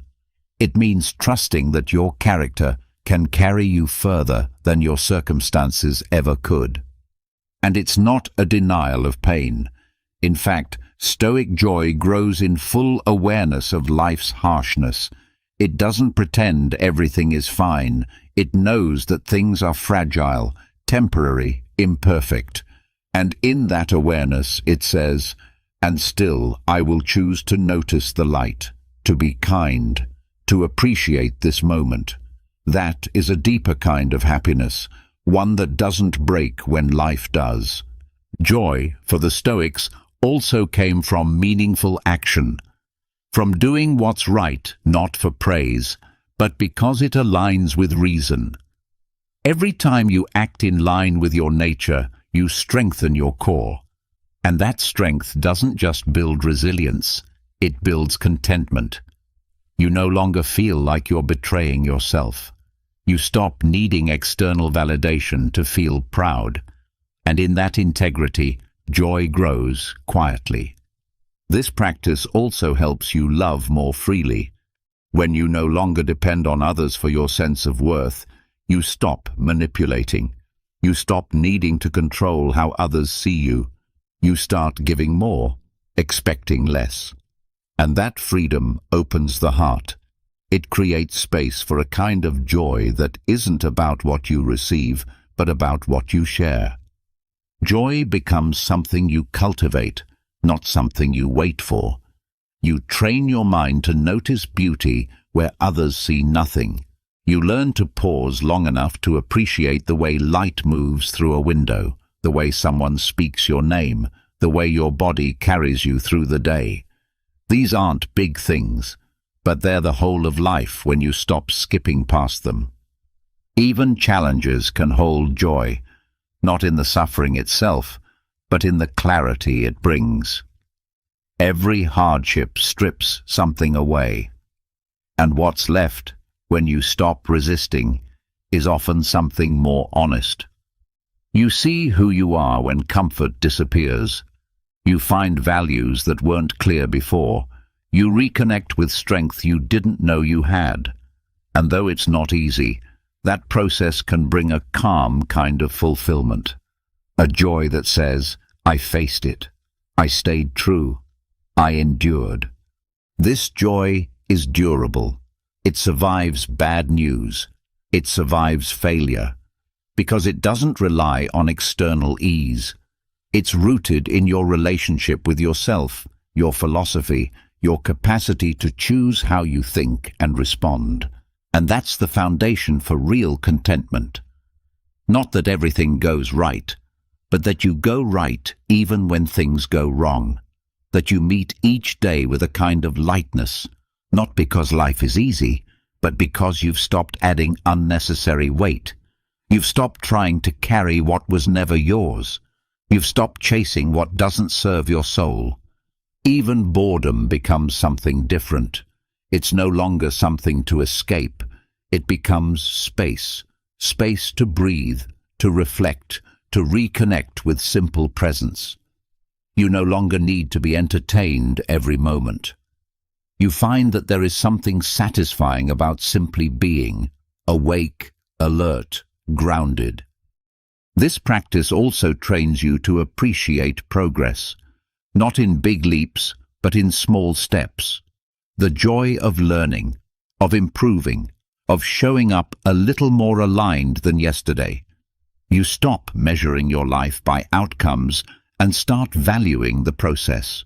You stop waiting to arrive and begin living in the movement itself. That mindset creates emotional stability. You're less shaken by setbacks. You recover faster, not because you don't care, but because you know how to anchor your mind. You stop expecting happiness to come from things outside of you. And that shift returns control to where it belongs, your character, your choices, your outlook. This also opens the door to play. Yes, even in Stoicism. Playfulness is not immaturity, it's a sign of strength. When you are grounded, you can be light. You can laugh, explore, express, without fear of judgment or failure. You stop performing and start participating, and that engagement with life, as it is, creates joy without needing to chase it. It's in how you speak, how you walk, how you respond to small challenges with a smirk instead of stress. It's in how you enjoy your own company, how you take interest in others, how you stop needing everything to be perfect in order to feel alive. And when joy becomes this kind of practice, it lasts. Because it's not attached to conditions. It doesn't demand that your day be free from problems. It only asks that your mind return to the present, that it stay honest, that it remember what really matters. Even gratitude shifts. It's no longer a task, it's a lens. You see through it.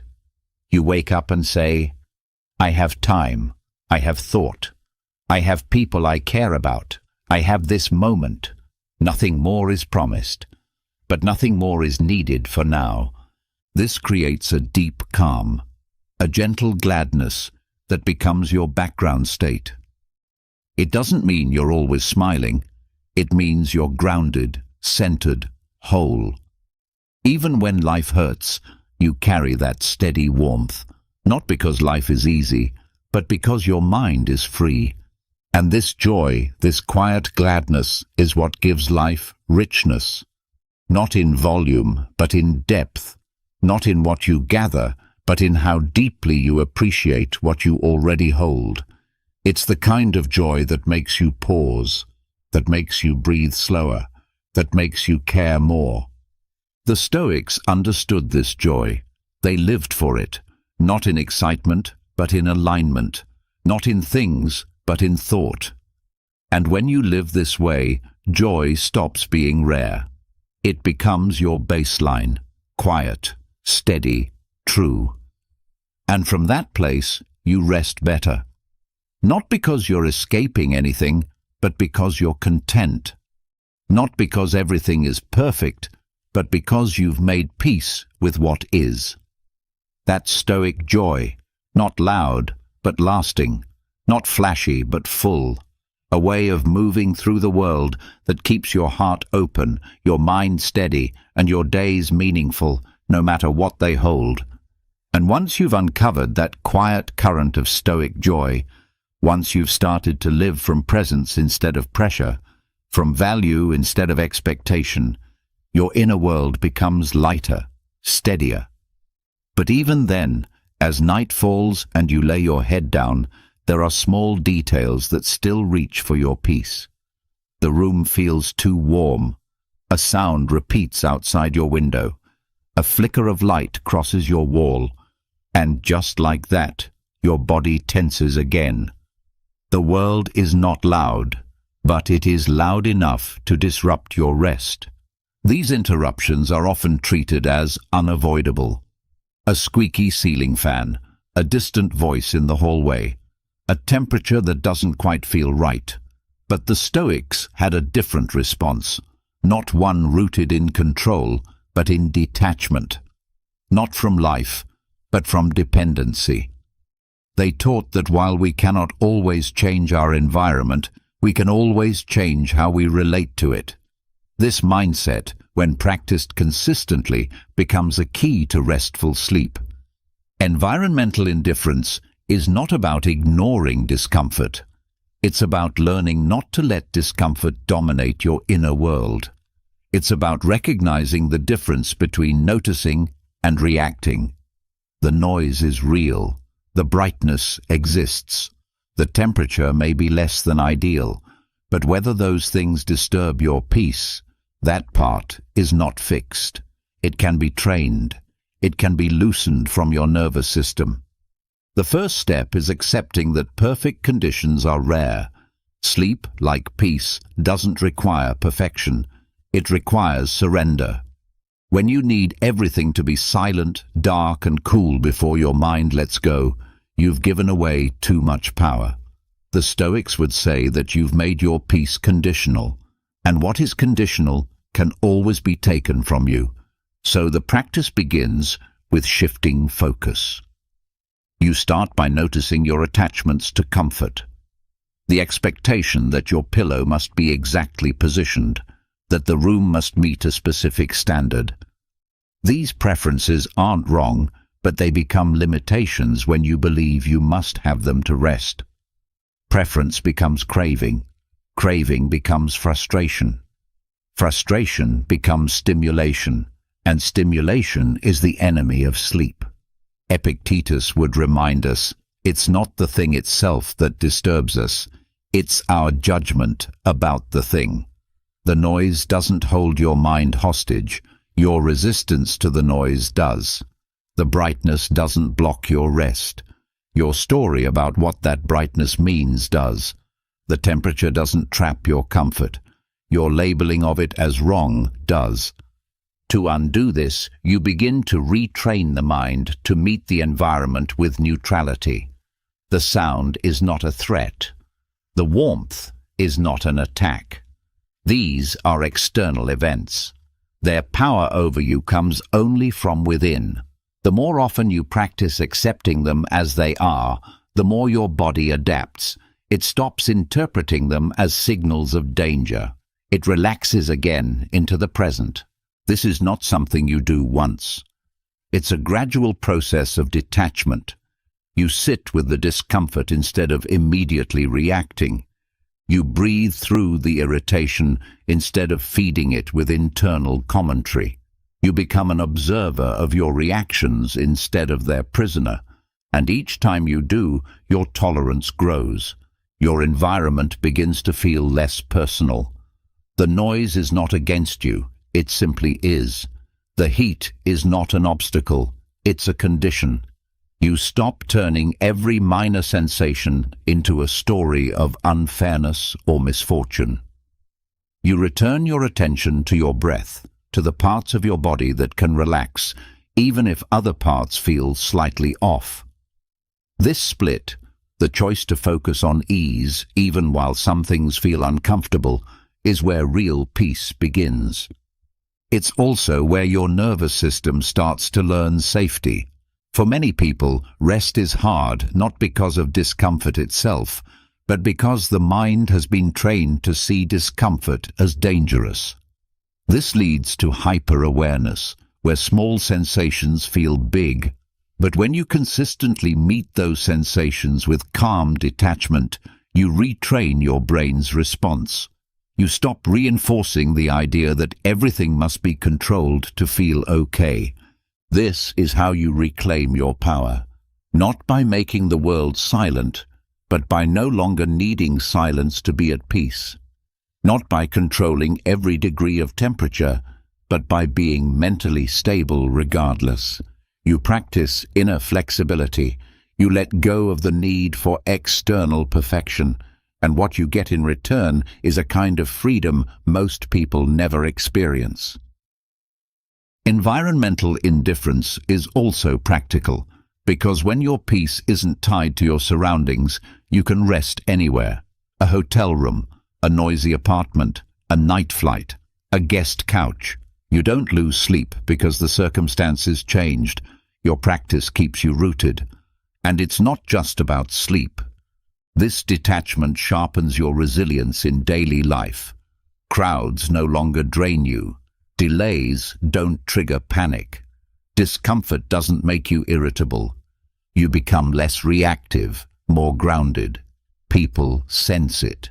You carry calm with you, not because everything's calm, but because you are. This also reduces dependency on routines. Routines are helpful, but when they become rigid, they create fragility.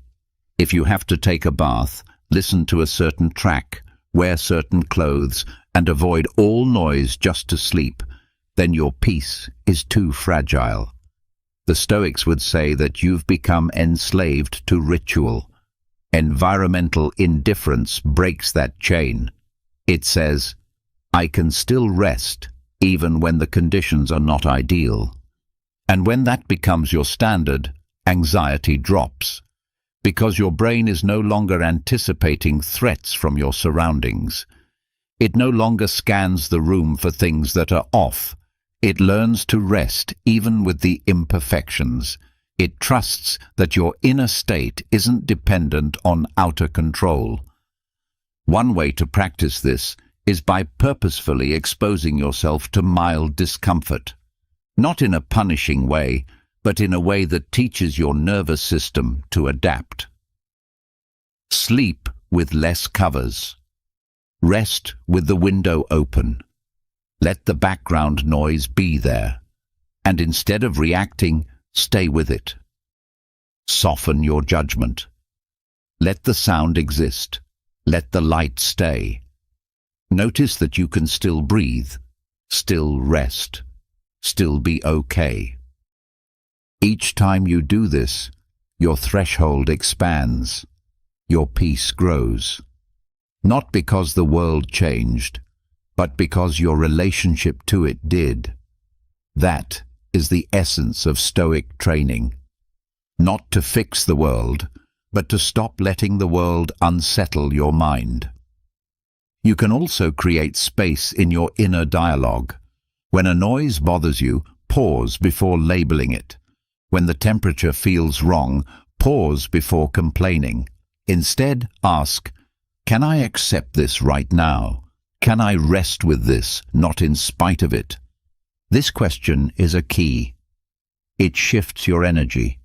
It brings you into the moment. And in that moment, something opens. A path to stillness that was hidden by resistance. A path that leads to rest without perfection. Over time, this path becomes easier to find. Your body stops overreacting.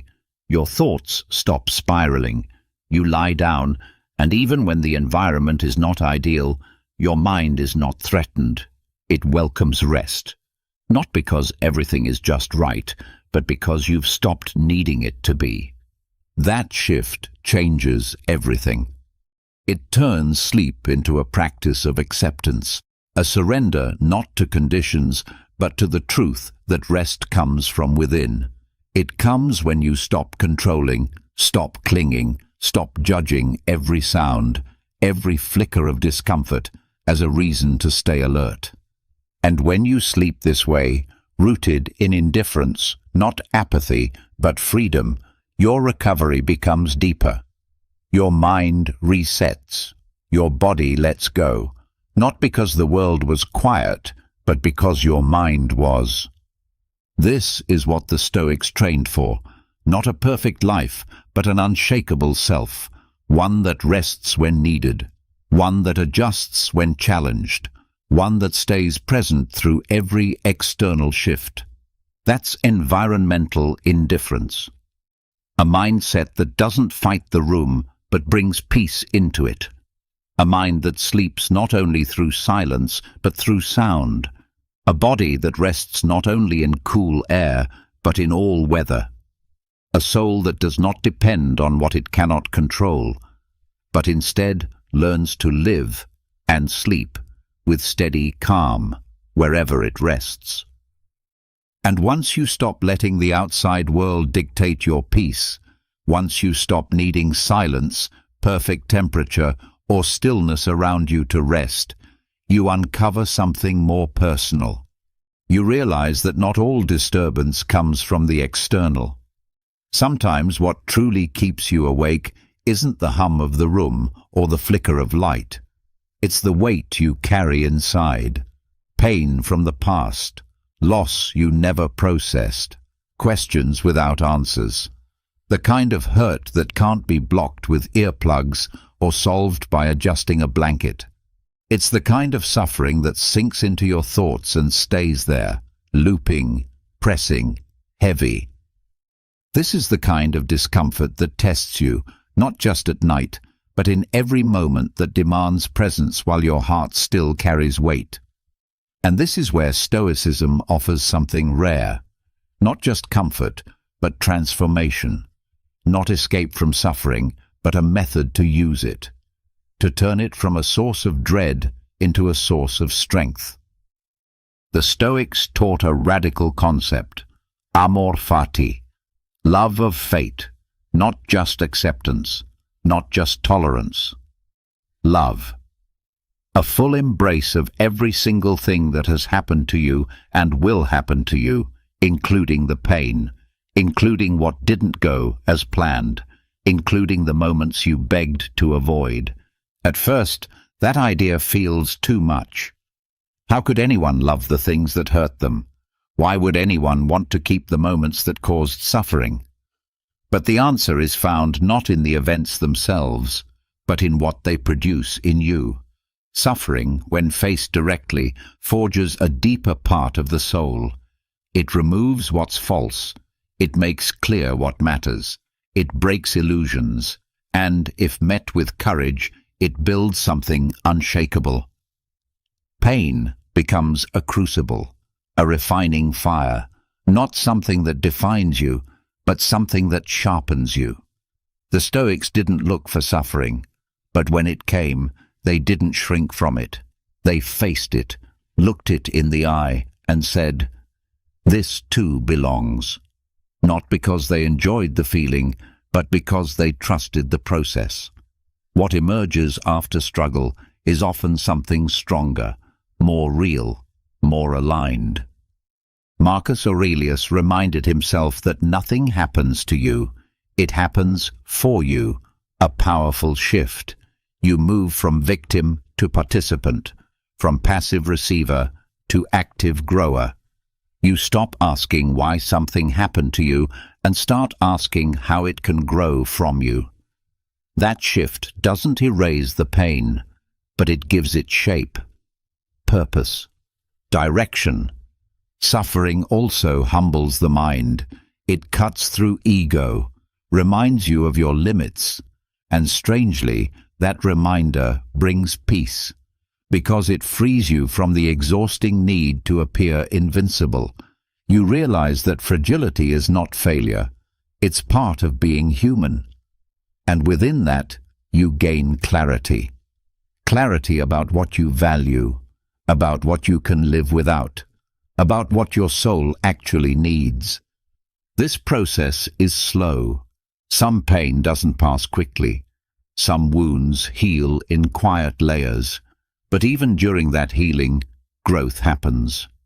You learn endurance, patience, compassion. For others, but also for yourself. The version of you that walks through suffering is not the same as the one who entered it. And if you pay attention, you'll notice a quiet transformation. Your perspective shifts. You stop being surprised by discomfort. You stop asking life to spare you. Instead, you begin to trust that whatever comes, joy or grief, gain or loss, you can carry it. You can shape it. You can use it. That kind of confidence is rare, and it's earned. Not in comfort, but in fire. Suffering also deepens your ability to connect. You begin to see others differently, with less judgment. You recognize pain in their eyes. You understand what it feels like to hold grief in your body while smiling through a day. That recognition builds empathy. You stop needing people to be perfect. You just start needing them to be real. And your own authenticity grows too. You no longer hide behind the illusion that everything is fine. You speak more honestly, you share more openly, and through that, healing spreads, not just for you, but for those around you who are silently suffering too.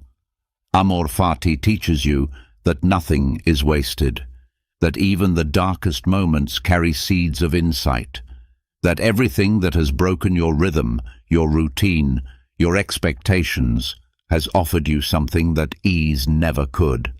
A mirror, a challenge, a chance to return to yourself. This doesn't mean you pretend the pain was good. It means you allow it to become good, not in feeling, but in effect. You turn hardship into a reason to become deeper, stronger, more present. You take what once felt unbearable and you carry it with dignity, with patience, with quiet strength. This mindset gives you back your nights, because now when pain arises, you don't run from it. You don't resist or panic. You meet it. You breathe with it. You say, "You are here, and I will not be broken by you." You sit with the ache, not as a victim, but as a witness. And slowly, your nervous system learns safety. Your mind learns acceptance. Your heart learns resilience. This is what it means to let suffering shape you. Not as a scar, but as structure. It becomes part of your foundation. Something you stand on, not something you collapse under. And the more you practice this, the more you see how life has been sculpting you all along, that the hard days didn't ruin you. They revealed you, that the grief didn't erase your joy, it made it deeper, that the fear didn't stop your progress, it taught you to move forward anyway. This is how suffering becomes an asset. When it's integrated, when it's no longer a shadow you avoid, but a source of wisdom you carry. And with that wisdom, you begin to live differently. You love more gently, you speak more carefully, you move through the world with eyes that see more than most. And this too changes your sleep, because now your pain doesn't chase you into the night. It walks beside you. It no longer demands to be silenced, it only asks to be acknowledged. And once you do that, once you say, yes, this hurts, but it belongs, your body relaxes, the war inside ends, and rest becomes possible again. That is the strength Stoicism offers. Not escape, but depth. Not avoidance, but courage. And through that, you become someone new, someone who doesn't just survive life, but grows from every part of it, not in spite of suffering, but because of it. And after you've learned to treat suffering as a teacher, after transforming pain into depth, after building resilience not by avoiding hardship, but by embracing it, you realize there's still one subtle attachment left to challenge. One more expectation that quietly dictates how you feel, how you perform, how you treat the day ahead. It's the belief that unless you sleep well, you can't function well, that your mind can only be steady if your body was perfectly rested. And while good sleep is valuable, the Stoics knew that your inner stability cannot be dependent on anything so unpredictable. This is where the idea of the Stoic sleep fast begins. Not a literal fast from sleep, but a mental fast from needing sleep to be perfect. A conscious release of the belief that a poor night of rest justifies a poor quality of mind. The Stoics trained themselves to detach from comfort, and that included detaching from the comfort of sleep itself. Because they understood that comfort can't be the measure of character. Resilience isn't built in ideal conditions. It's tested and proven when your energy is low, when your body feels heavy, and when the day asks more of you than you feel able to give. Epictetus often warned against blaming outer conditions for inner weakness. He taught that fatigue, like all external states, is not inherently good or bad. It simply is. Your response to it is what matters. That means a bad night of sleep doesn't have to become a bad day of thinking. It doesn't have to shape your attitude, your discipline, or your choices. Tiredness is a physical state. How you carry it is a mental one. The practice starts with a shift in expectation. Most people wake up after a short or broken sleep and immediately decide the day is ruined. They anticipate sluggishness, frustration, anxiety. That expectation becomes prophecy. They begin to live out the very tiredness they fear. But the Stoic approach offers another path, to acknowledge the body's limits without surrendering the mind's strength. To say, I feel fatigue, but I remain clear. This is not denial. It's discipline. There are days when you will sleep deeply, and there are days when you won't. Accepting this as part of the natural cycle of life removes the panic that often comes from a sleepless night.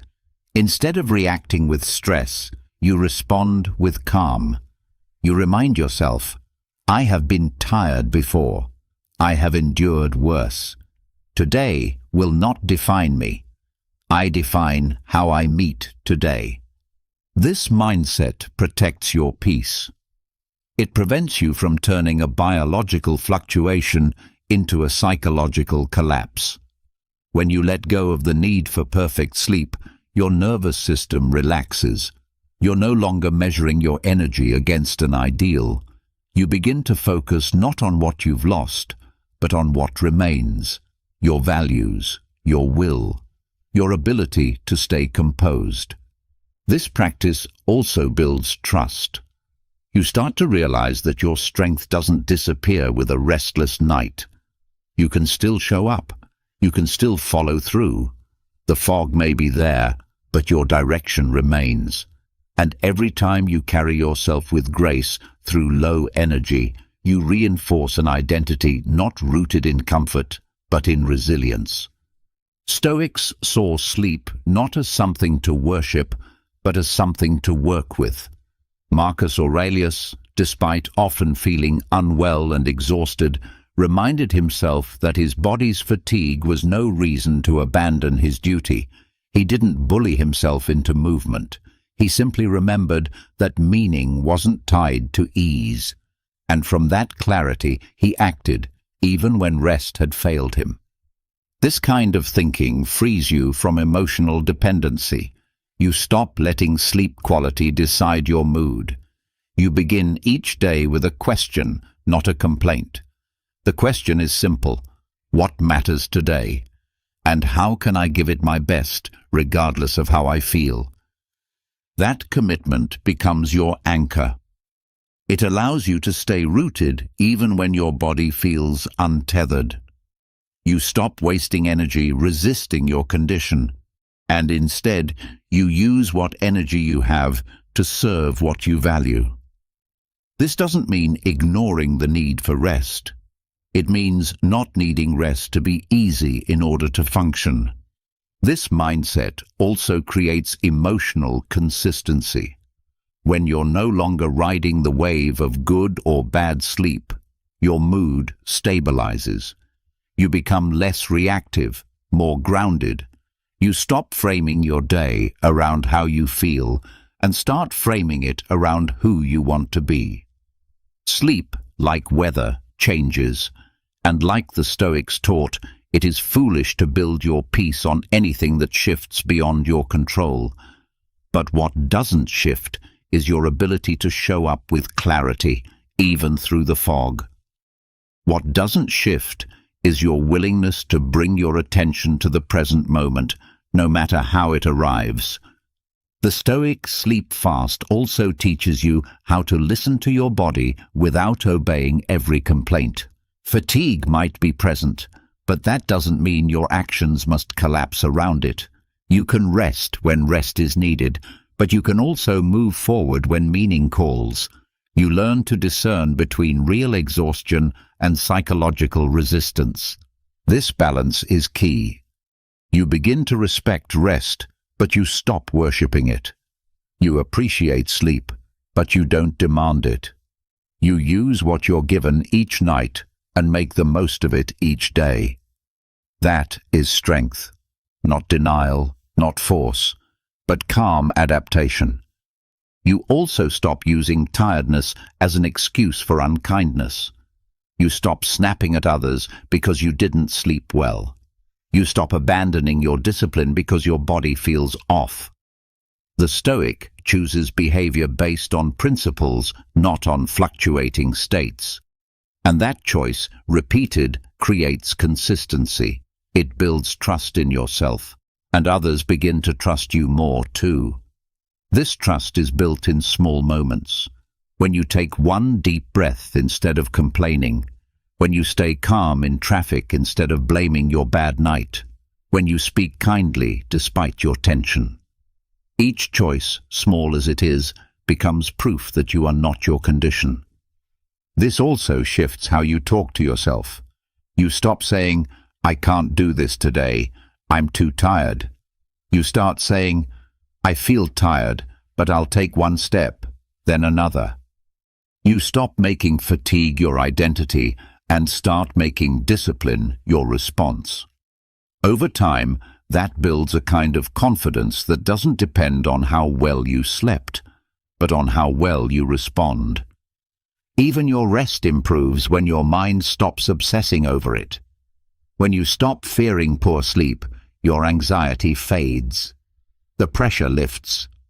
And ironically, when you stop needing perfect sleep to function, you often start sleeping better, because the body rests more deeply when the mind is calm. This practice is especially important in times of stress, when life demands more and gives less, when circumstances prevent good sleep. During those times, your ability to remain composed becomes more valuable than ever. And it is here, in these moments, that your training shows. You stop being the person who falls apart without comfort. You become the person who adapts, who carries themselves with grace through weariness, who doesn't wait for the perfect morning to bring their full effort. That kind of person sleeps better not because sleep is always available, but because peace is always available. And peace, when practiced regardless of energy, becomes your constant companion. The Stoic sleep fast is not about glorifying burnout. It's about dissolving your emotional dependence on rest quality. It's about removing sleep from the list of things that decide whether you're okay. You take it off its pedestal. You welcome it when it comes, but you no longer chase it like your sanity depends on it. This shift makes room for a more stable life, one where you show up no matter what, one where your sense of self isn't shaken by a poor night, one where rest is a gift, but strength is a decision. And in that decision, you rest more easily, because now you know that even when rest is imperfect, your mind can remain whole, your purpose can remain clear, and your spirit can remain strong. Not because you slept well, but because you know who you are when you don't. And once you've let go of your dependency on perfect sleep, once you've stopped letting your mood rise and fall with how rested you feel, a deeper challenge begins to reveal itself. It's not just about energy. It's not just about physical discomfort. It's about emotion, the quiet undercurrent that runs through every part of your day, the anger that flares when you're interrupted, the sadness that lingers without reason, the jealousy that creeps in when you least expect it, the pride that subtly distorts your actions. Even when your behavior is steady, these forces can stir chaos within. The Stoics called them passions, not just strong feelings, but uncontrolled emotional reactions that disturb judgment and cloud reason. To most people, freedom from passion sounds cold, even robotic. But the Stoic concept of apatheia, a state of being undisturbed by these passions, was never about becoming numb. It was never about disconnecting from life or dulling the senses. It was about achieving a clear, balanced state where emotion serves reason, not the other way around. Apatheia is not the absence of feeling. It is mastery over it. It is the choice to feel fully without being ruled. This distinction matters because many confuse emotional suppression with emotional strength. Stoicism does not ask you to avoid emotion. It asks you to examine it, to understand it, and most importantly, to govern it. The Stoic doesn't feel less. The Stoic feels with clarity. They are not carried by anger, fear, or grief. They walk beside it, with awareness, with control. This practice begins by noticing the difference between a feeling and a passion. A feeling arises naturally. It might be sadness in response to loss, or joy in response to beauty. These are part of life. But a passion, according to the Stoics, is when that emotion becomes a reaction you no longer manage. When anger turns into outbursts, when desire turns into obsession, when fear turns into avoidance. These are the moments where apatheia becomes essential. To move toward apatheia, you start by recognizing how quickly emotions distort perception. A person says something small and you take offense, not because it was harmful, but because you were tired or insecure. A moment of failure feels like proof of your inadequacy, not because it is, but because shame amplifies it. In apatheia, you catch the distortion before it defines your thinking. You don't deny the emotion. you question its authority. This leads to emotional responsibility. You stop blaming circumstances or other people for how you feel. You begin to say, "This anger is mine. This fear belongs to me. I may not have chosen its arrival, but I choose how I respond." This creates space, a gap between stimulus and reaction. In that gap, reason can breathe. The Stoics believed that reason should govern the soul, that we are rational beings by nature, and therefore our emotions should be guided, not abandoned. Apatheia is the result of discipline, not indifference. It comes from examining every emotional impulse and asking, is this helpful? Is this true? Is this aligned with my values? If not, it is let go, not buried, not denied, just released, like smoke from an open window. This practice also makes you emotionally dependable. When others are in crisis, your calm becomes useful. Your ability to feel without panicking, to respond without exploding, creates stability. Apatheia allows you to support others without being swallowed by their pain. You can listen deeply, offer presence, and still return to center. A life led by apatheia is not flat. It is rich, but the richness is subtle. It doesn't spike and crash. It flows. Joy still comes, but it's steady. Sadness still visits, but it doesn't define. Excitement still rises, but it does not unseat reason. Everything is felt. Nothing is clung to. The path to this state requires honest work. You must look closely at your habits. Do you seek validation just to feel safe? Do you avoid discomfort by masking it with distraction or blame? Do you act on emotion before examining it? These are not flaws. They are places for growth. Apatheia isn't perfection. It's commitment to return again and again to balance. One method for this is daily reflection. Each night you review. Where did I let emotion lead today? Where did I act against my better judgment? What would a wise version of me have done? This isn't self-criticism, it's self-alignment. Over time, this practice builds a deeper emotional intelligence, one that doesn't depend on avoiding emotion, but on understanding its roots. You also begin to notice that most emotional chaos comes not from the events of life, but from our interpretation of them.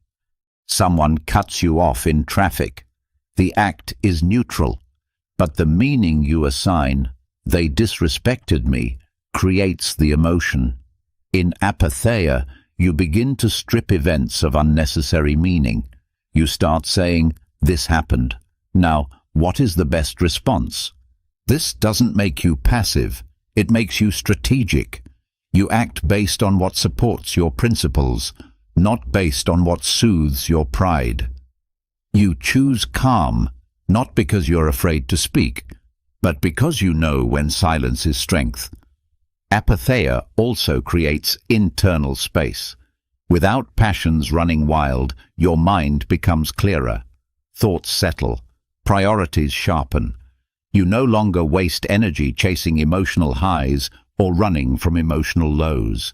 You begin to live with focus, and that focus becomes freedom.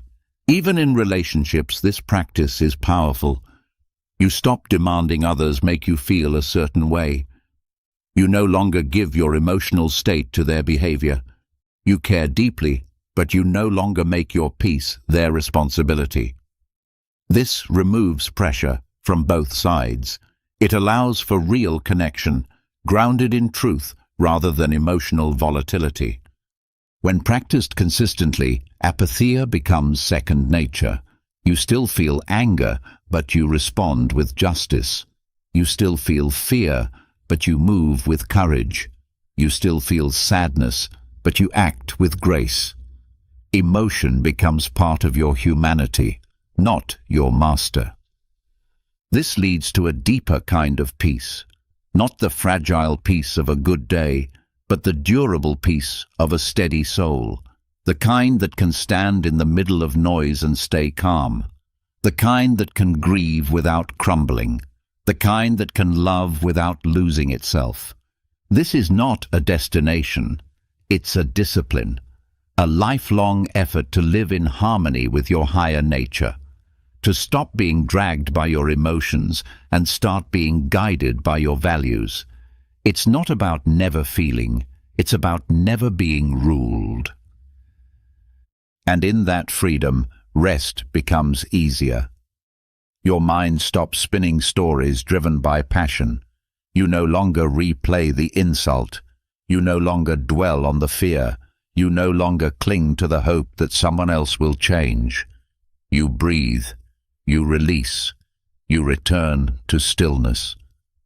That is apatheia, not a void of emotion, but a clear mind, a full heart, and the quiet power to choose your way through anything life brings, with courage, with wisdom, and with peace that does not ask permission. And after practicing apatheia, after learning to hold your emotions without letting them hold you, you find yourself standing in a space few people ever reach, a space that is quiet, honest, and still. But even there, even with emotional mastery, one question still lingers underneath. A quiet tension. The kind that doesn't always speak, but always hums in the background. It shows up when you hesitate, when you hold back, when you fear what others think, what the future holds, what you could lose. It's the fear of being misunderstood, the fear of not achieving enough, the fear of running out of time, of wasting your life. That tension doesn't disappear with discipline alone. It dissolves when you take one more radical step, living as if you were already dead. To most, that phrase sounds dark, but the Stoics didn't see it that way. They saw it as the ultimate release, the clearest lens through which to see life, not as something to dread, but as something to complete. When you live as if you've already died, you strip away everything that doesn't matter. You stop waiting, you stop explaining, you stop performing.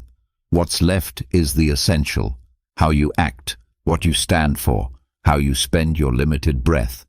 This isn't a morbid exercise, it's clarity, the kind that burns away fear, not by avoidance, but by removal.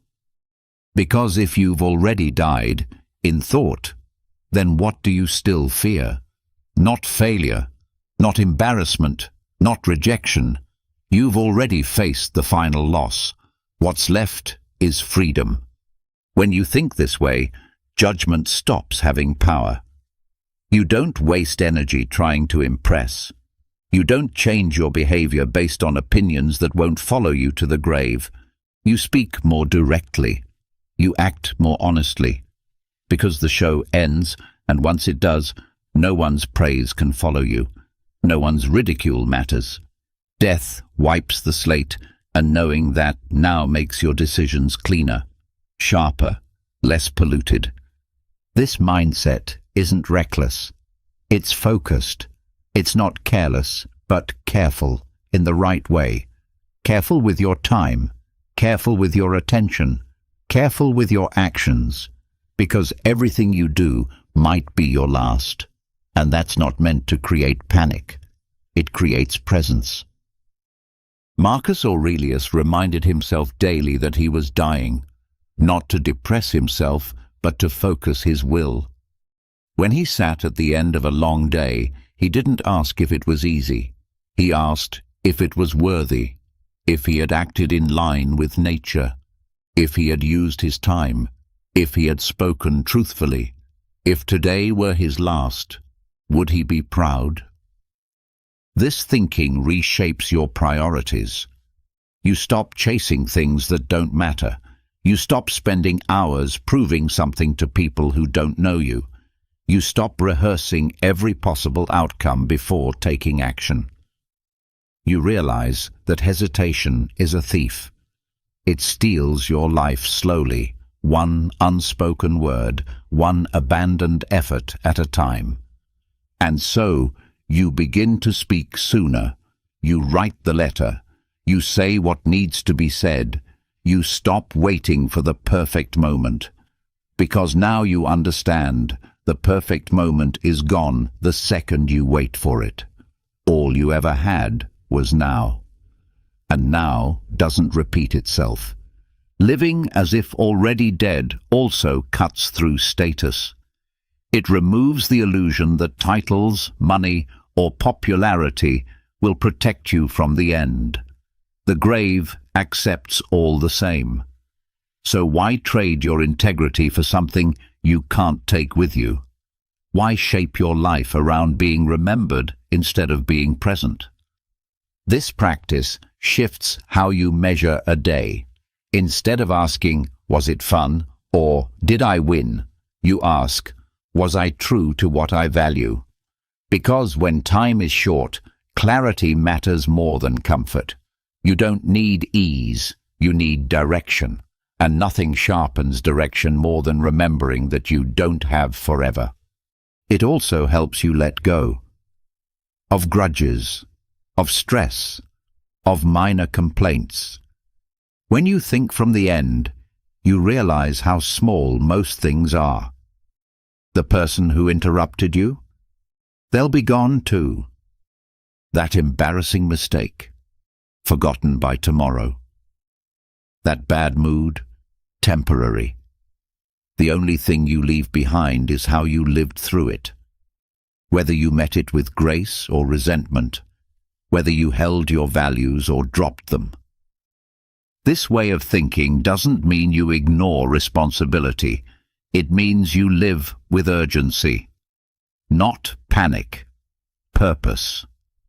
You realize every hour is a decision, not about what to do, but about how to be while doing it. You can wash dishes with presence. You can answer emails with kindness. You can meet strangers with warmth. All of these become your legacy, not one day in the future, but now. Even your suffering takes on new meaning, because when you see life as already ending, pain becomes part of the shape.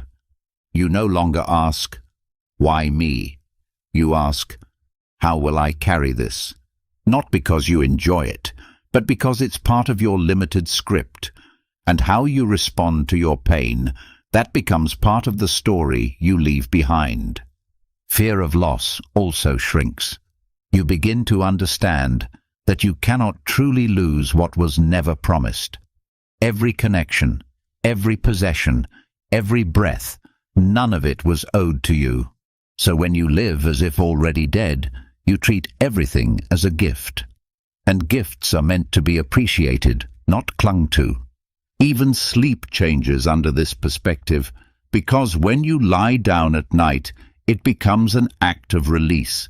You no longer carry the tension of what wasn't finished. You no longer fear the unknown. You've practiced the art of letting go every day. So when the time comes to close your eyes, it feels natural. It feels aligned.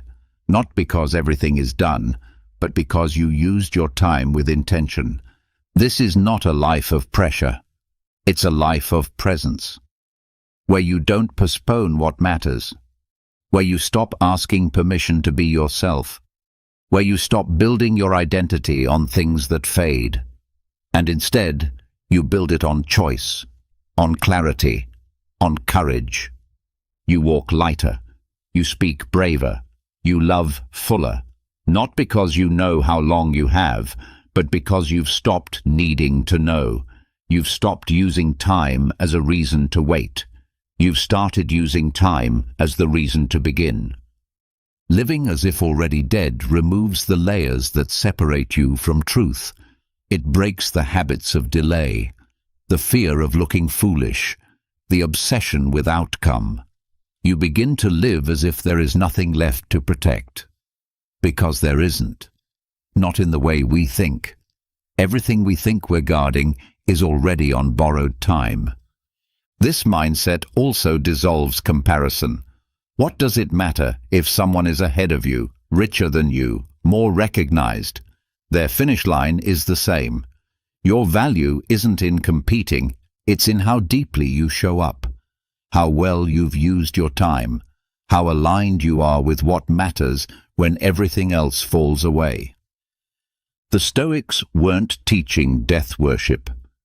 They were teaching life ownership. A radical return to the present.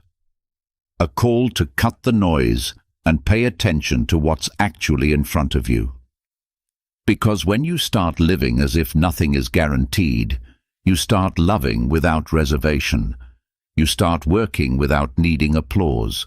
You start resting without guilt. This clarity also creates forgiveness of yourself, of others, because when you view life from the end, you realize how much energy you've spent holding on to things that won't matter when you're gone. You stop clinging to being right. You stop waiting for apologies. You begin to choose peace, not as a weakness, but as wisdom. And all of this becomes your sleep. Your mind no longer replays what could have been. It no longer rehearses arguments. It no longer fears tomorrow's weight, because you've practiced the ultimate letting go, not in theory, but in how you live. So when you close your eyes tonight, you do so with calm, because today you lived not waiting, not pretending, but awake, honest. And if this is the end, there is nothing more to chase, nothing left unsaid, nothing to fear, only rest and peace. And after living as if already gone, after removing the fear of loss, the fear of judgment, the fear of time running out, you're left with something even more subtle, something so familiar that it often hides in plain sight. It's the voice inside your head that still wants to be seen a certain way, the one that tries to shape every moment into a performance, the one that wants to be respected, admired, recognized. Even after letting go of external noise, this inner weight remains, not from the world around you, but from the identity you've created to navigate it. This is where the deepest form of detachment begins, the dissolving of ego. Marcus Aurelius wrote often about identity, not in the modern sense of self-branding, but in the ancient sense of the self as a role, a temporary mask. He reminded himself again and again that he was a body destined to die, a mind made of breath, a soul shaped by choice. Everything else, his title, his reputation, even his thoughts, were subject to change, and therefore not truly his. The ego is a construction, built from memory, habit, praise, and comparison. It's not who you are, it's what you've learned to project. It wants to protect your image, it wants to be important. But that need becomes a prison, especially at night. When all the roles fade and you're left alone with your thoughts, it's often the ego that spins the wheel, replaying conversations, rehearsing future arguments, regretting what was said or unsaid. Not because those moments matter, but because your identity felt threatened. When you're trying to sleep and your mind won't let go, it's often because some part of your ego was touched that day. Maybe someone ignored you. Maybe you weren't praised for something. Maybe you were misunderstood. These things disturb your rest not because they are painful, but because they contradict the story the ego tells about who you are. The Stoics saw through this. They knew that to be free, you must stop defending your idea of yourself. You must stop clinging to the narrative of "I am this" or "I must be seen as that." They practiced returning to what was unchangeable, their nature as rational beings capable of virtue, no matter what the world thought of them. Marcus reminded himself daily that the opinion of others was not within his control. More than that, he reminded himself that his own status, his role as emperor, was borrowed, not permanent, not defining. His true task was to act justly, speak truthfully, and let go of all need for recognition.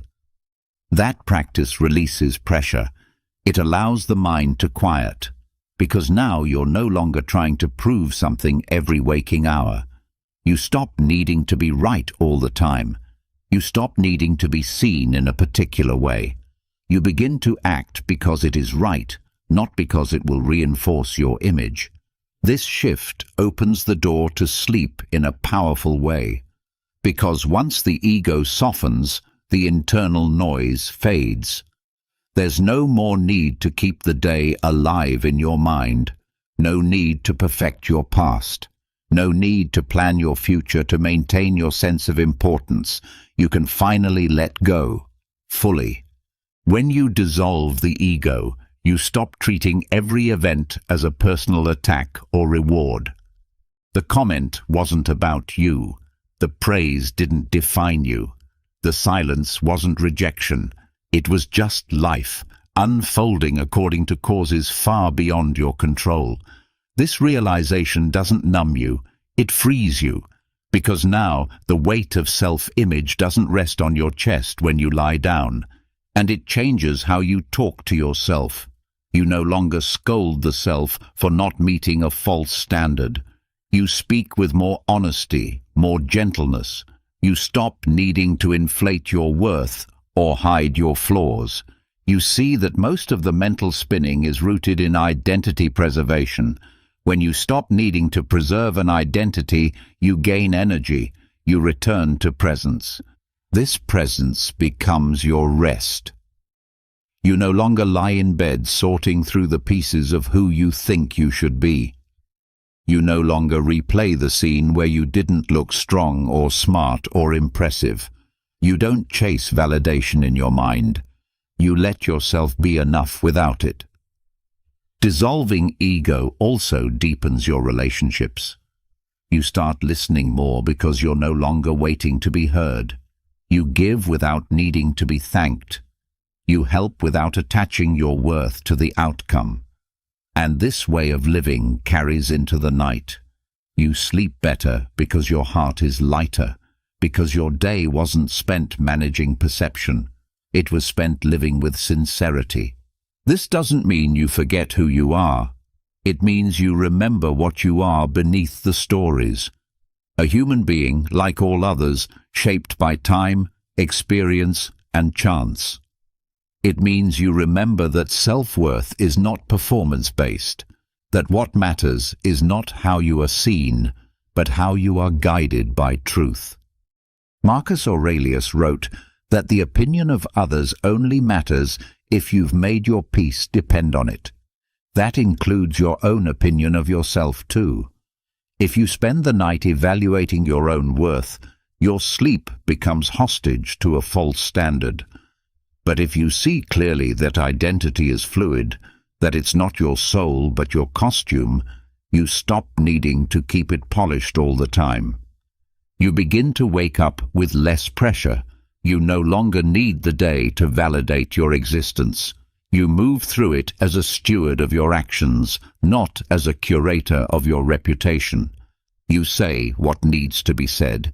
You do what needs to be done. And then you let it go. And at night, that letting go becomes real. You close your eyes not as someone who needs to prove anything, but as someone who already is, who has already been enough, because you aligned with your values, not with your image. This clarity changes your breathing, your posture, your thoughts. You stop reviewing yourself like a performance. You begin to rest, not just the body, but the story. You stop needing to carry it to bed.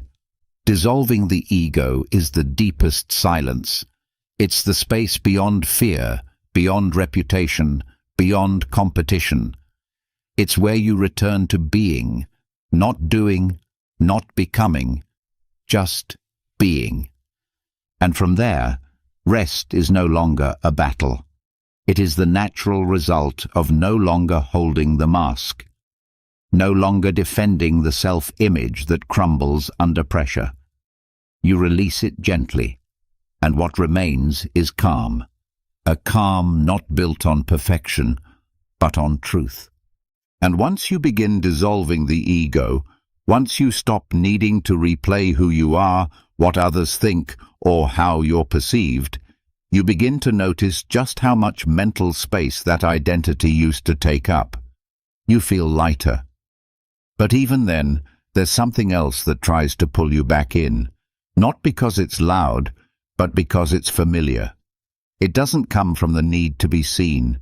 It comes from the habit of thinking long after the day is done, of turning events over in your head again and again, of reaching for understanding long after it's useful. This is rumination, and left unchecked, it steals sleep, clarity, and peace. The Stoics faced this too. Their minds were active, full of responsibility, reflection, uncertainty. But they didn't let thinking become obsession. They trained their minds to know the difference between useful reflection and mental noise. They practiced not just wisdom in action, but wisdom in rest. That's where the practice of delay and redirection came in. Not suppression, but conscious control. To control the impulse to ruminate, you must first understand what it is. Rumination is not thought. It's a loop. It doesn't solve. It replays. It takes a moment, a sentence, a memory, and spins it until all clarity is gone. You believe you're gaining insight, but often you're just feeding anxiety. The Stoics knew that unchecked thought doesn't bring peace, it brings confusion.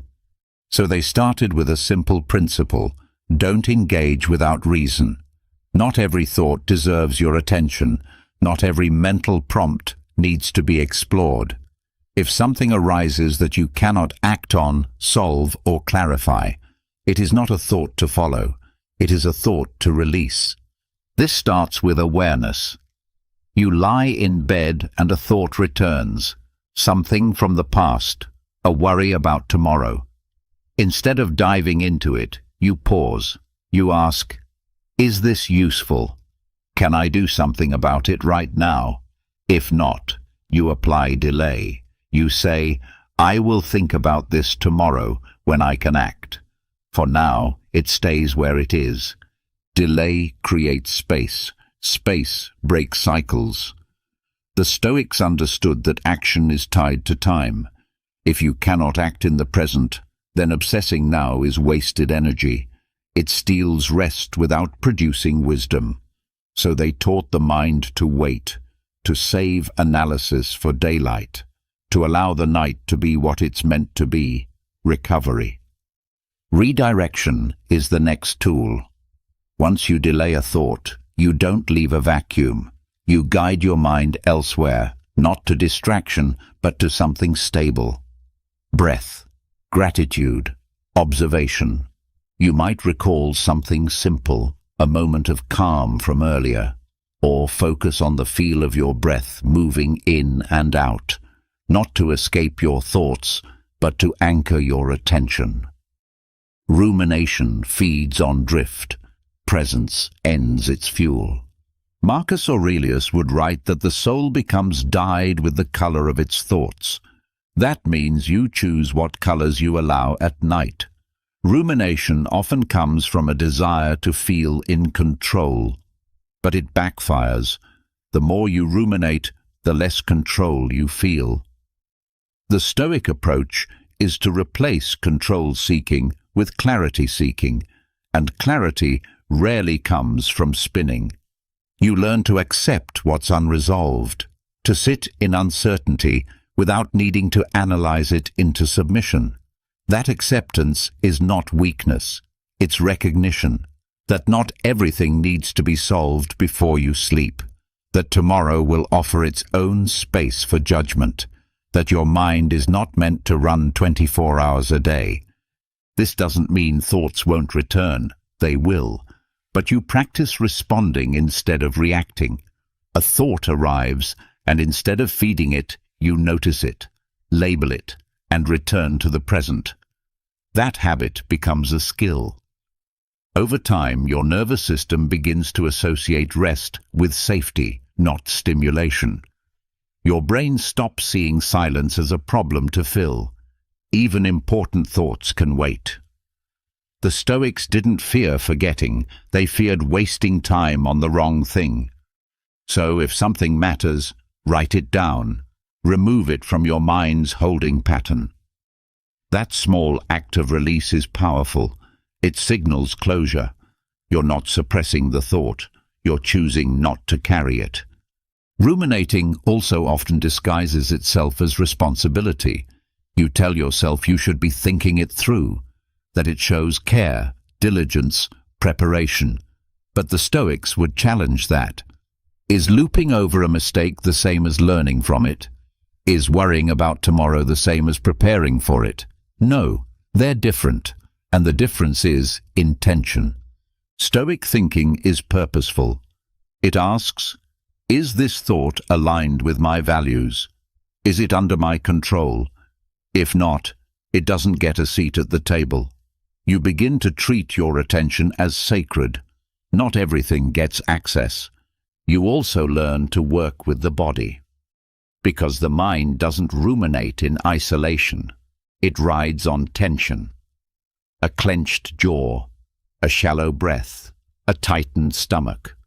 To break the mental loop, you meet the physical pattern. You breathe slower. You soften the muscles. You release the tension that says, I'm still in the fight. That message calms the brain. This practice becomes your nighttime ritual, not counting thoughts, but clearing space. You give your brain permission to stop performing. You remind it that the day is done, that thinking does not prove your value, that rest does not require every answer. And if thoughts return again and again, you don't fight them, you don't argue, you practice noticing and letting go, like leaves on a stream. You observe, you release, you come back to what's here, not what was, not what might be, just this moment. Over time, this becomes a way of being. You no longer chase every mental thread. You choose which ones to pull. You develop a quiet confidence in your ability to pause, and that pause becomes peace. Even during difficult seasons, when thoughts feel urgent, you stay grounded. You know the difference between analysis and anxiety. You know how to hold space for pain without amplifying it. You know how to give yourself rest without needing to have everything solved.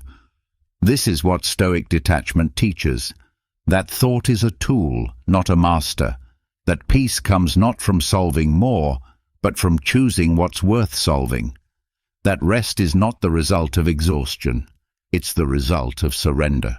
So when your mind begins to spin tonight, pause, breathe, remember, not every thought is worth your energy. Not every worry deserves your midnight attention. You are allowed to release. You are allowed to rest. You are allowed to wait for clarity in the light of day. And in that waiting, peace returns, not by chance, but by choice, not by stopping thought, but by guiding it, with patience, with care, and with the kind of strength that doesn't need to control everything, only itself.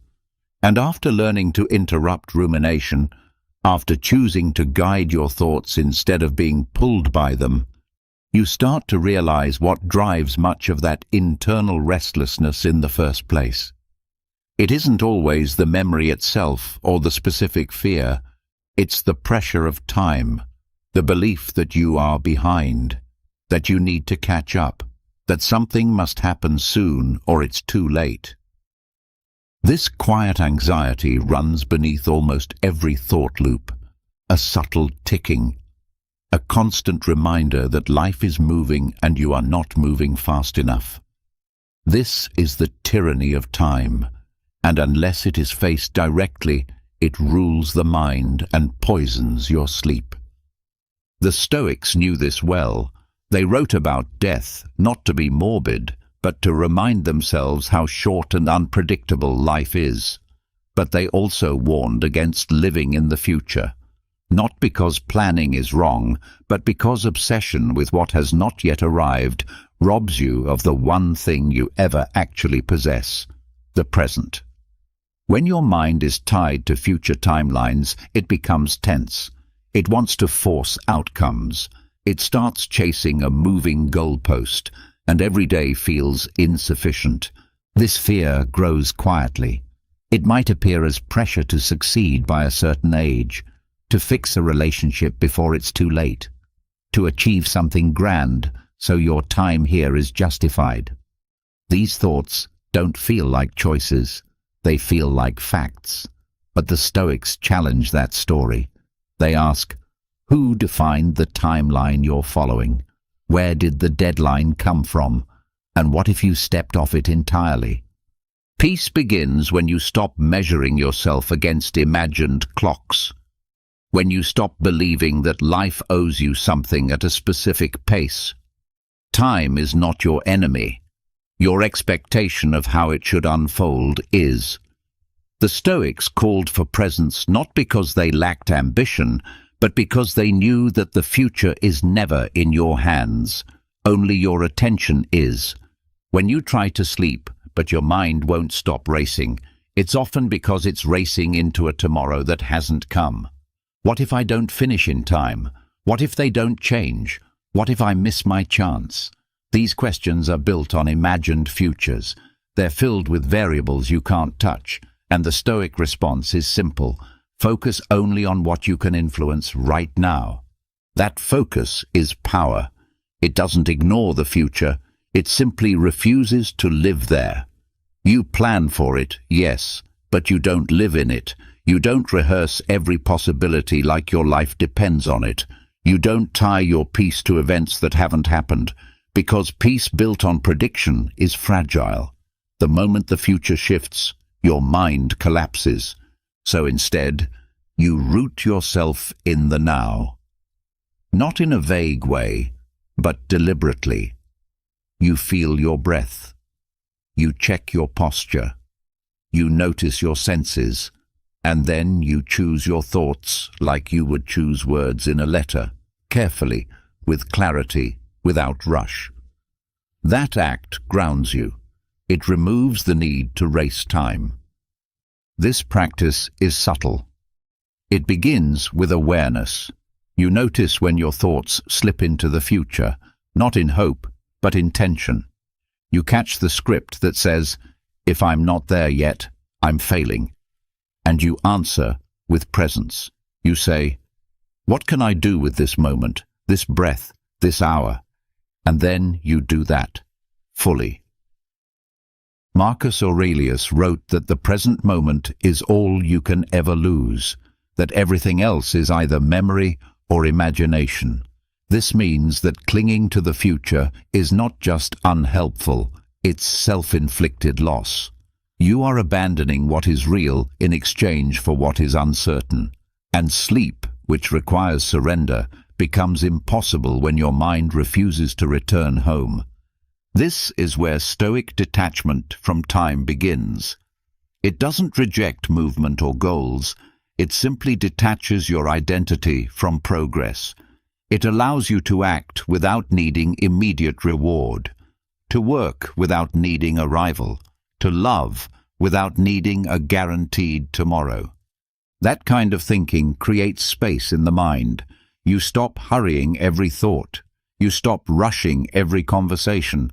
You begin to live more slowly, not in pace, but in presence, and that slowness seeps into your rest. Your brain no longer thinks it has to solve every problem before morning. It trusts the rhythm of action and rest. This detachment also dissolves the fear of wasted time. So much anxiety comes from feeling like you're not doing enough, fast enough.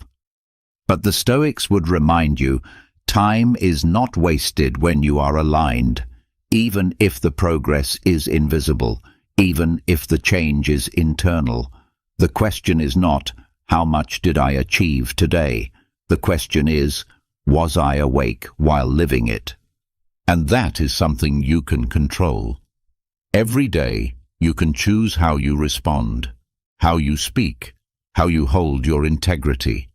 These moments are not small, they are your life. The future will become now soon enough. And when it does, your preparation won't come from worry, it will come from attention. This shift also helps you accept your path. You no longer compare timelines. You no longer look at someone else's chapter and feel behind. The Stoics knew that comparison is often just masked impatience. When you stop chasing someone else's tempo, you begin to hear your own. You begin to trust your pace, to accept detours, to learn from delays instead of fighting them. And most importantly, you stop thinking that life begins later. You stop pushing peace to some distant finish line. You start finding it now in the smallest of actions, in how you show up when no one's watching. This doesn't kill ambition, it clarifies it.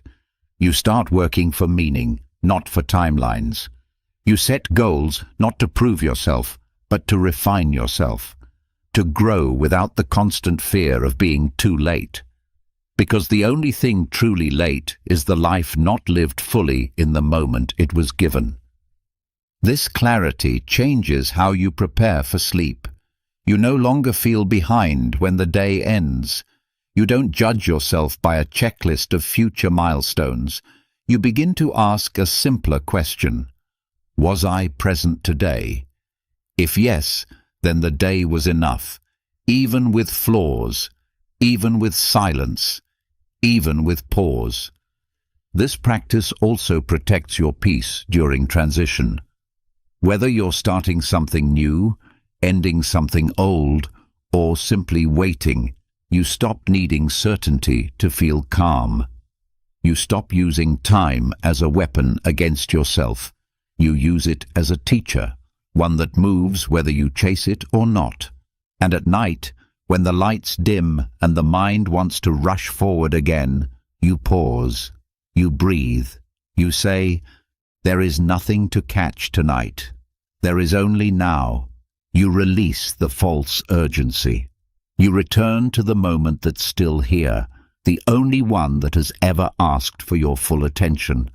And in that attention, rest becomes possible. Not because time is under your control, but because your mind is no longer at war with it. You no longer resist its flow. You no longer fight to be further ahead. You trust that every breath you meet with presence is one step closer to peace. That is what it means to tame the tyranny of time. Not by controlling the future, but by freeing yourself from needing to live in it. Not by doing more, but by being more in what you do. And from that space, sleep comes quietly. Not because everything is done, but because you're finally here. You've now walked through the entire Stoic night, from the cosmic perspective that shrinks fear to the daily self-audits that clear the mind, from the discipline of letting go to the quiet power of accepting death, pain, and even discomfort itself. You've learned how to dissolve cravings, question your identity, redirect overthinking, detach from time, and meet every emotion not with resistance, but with reason. And slowly, layer by layer, what once felt like chaos has become calm. This wasn't just a lesson in sleep, it was a lesson in living, with clarity, courage, and stillness. Because peace isn't found in the perfect night or the perfect life. It's built with each small decision to return to your center. And now, you have the tools, you have the practice, you have the strength. Tonight, when the lights go out, you won't be falling asleep. You'll be letting go, with wisdom. Now it's your turn. If one lesson in this journey spoke to you, write it in the comments, not just for you, but for someone else reading who may need the same reminder. Let this space become part of your practice, and if you want to keep growing, reflecting, and finding clarity when the world gets loud, subscribe to the channel. Stoicism isn't a one-time experience. It's a way of showing up every day and every night.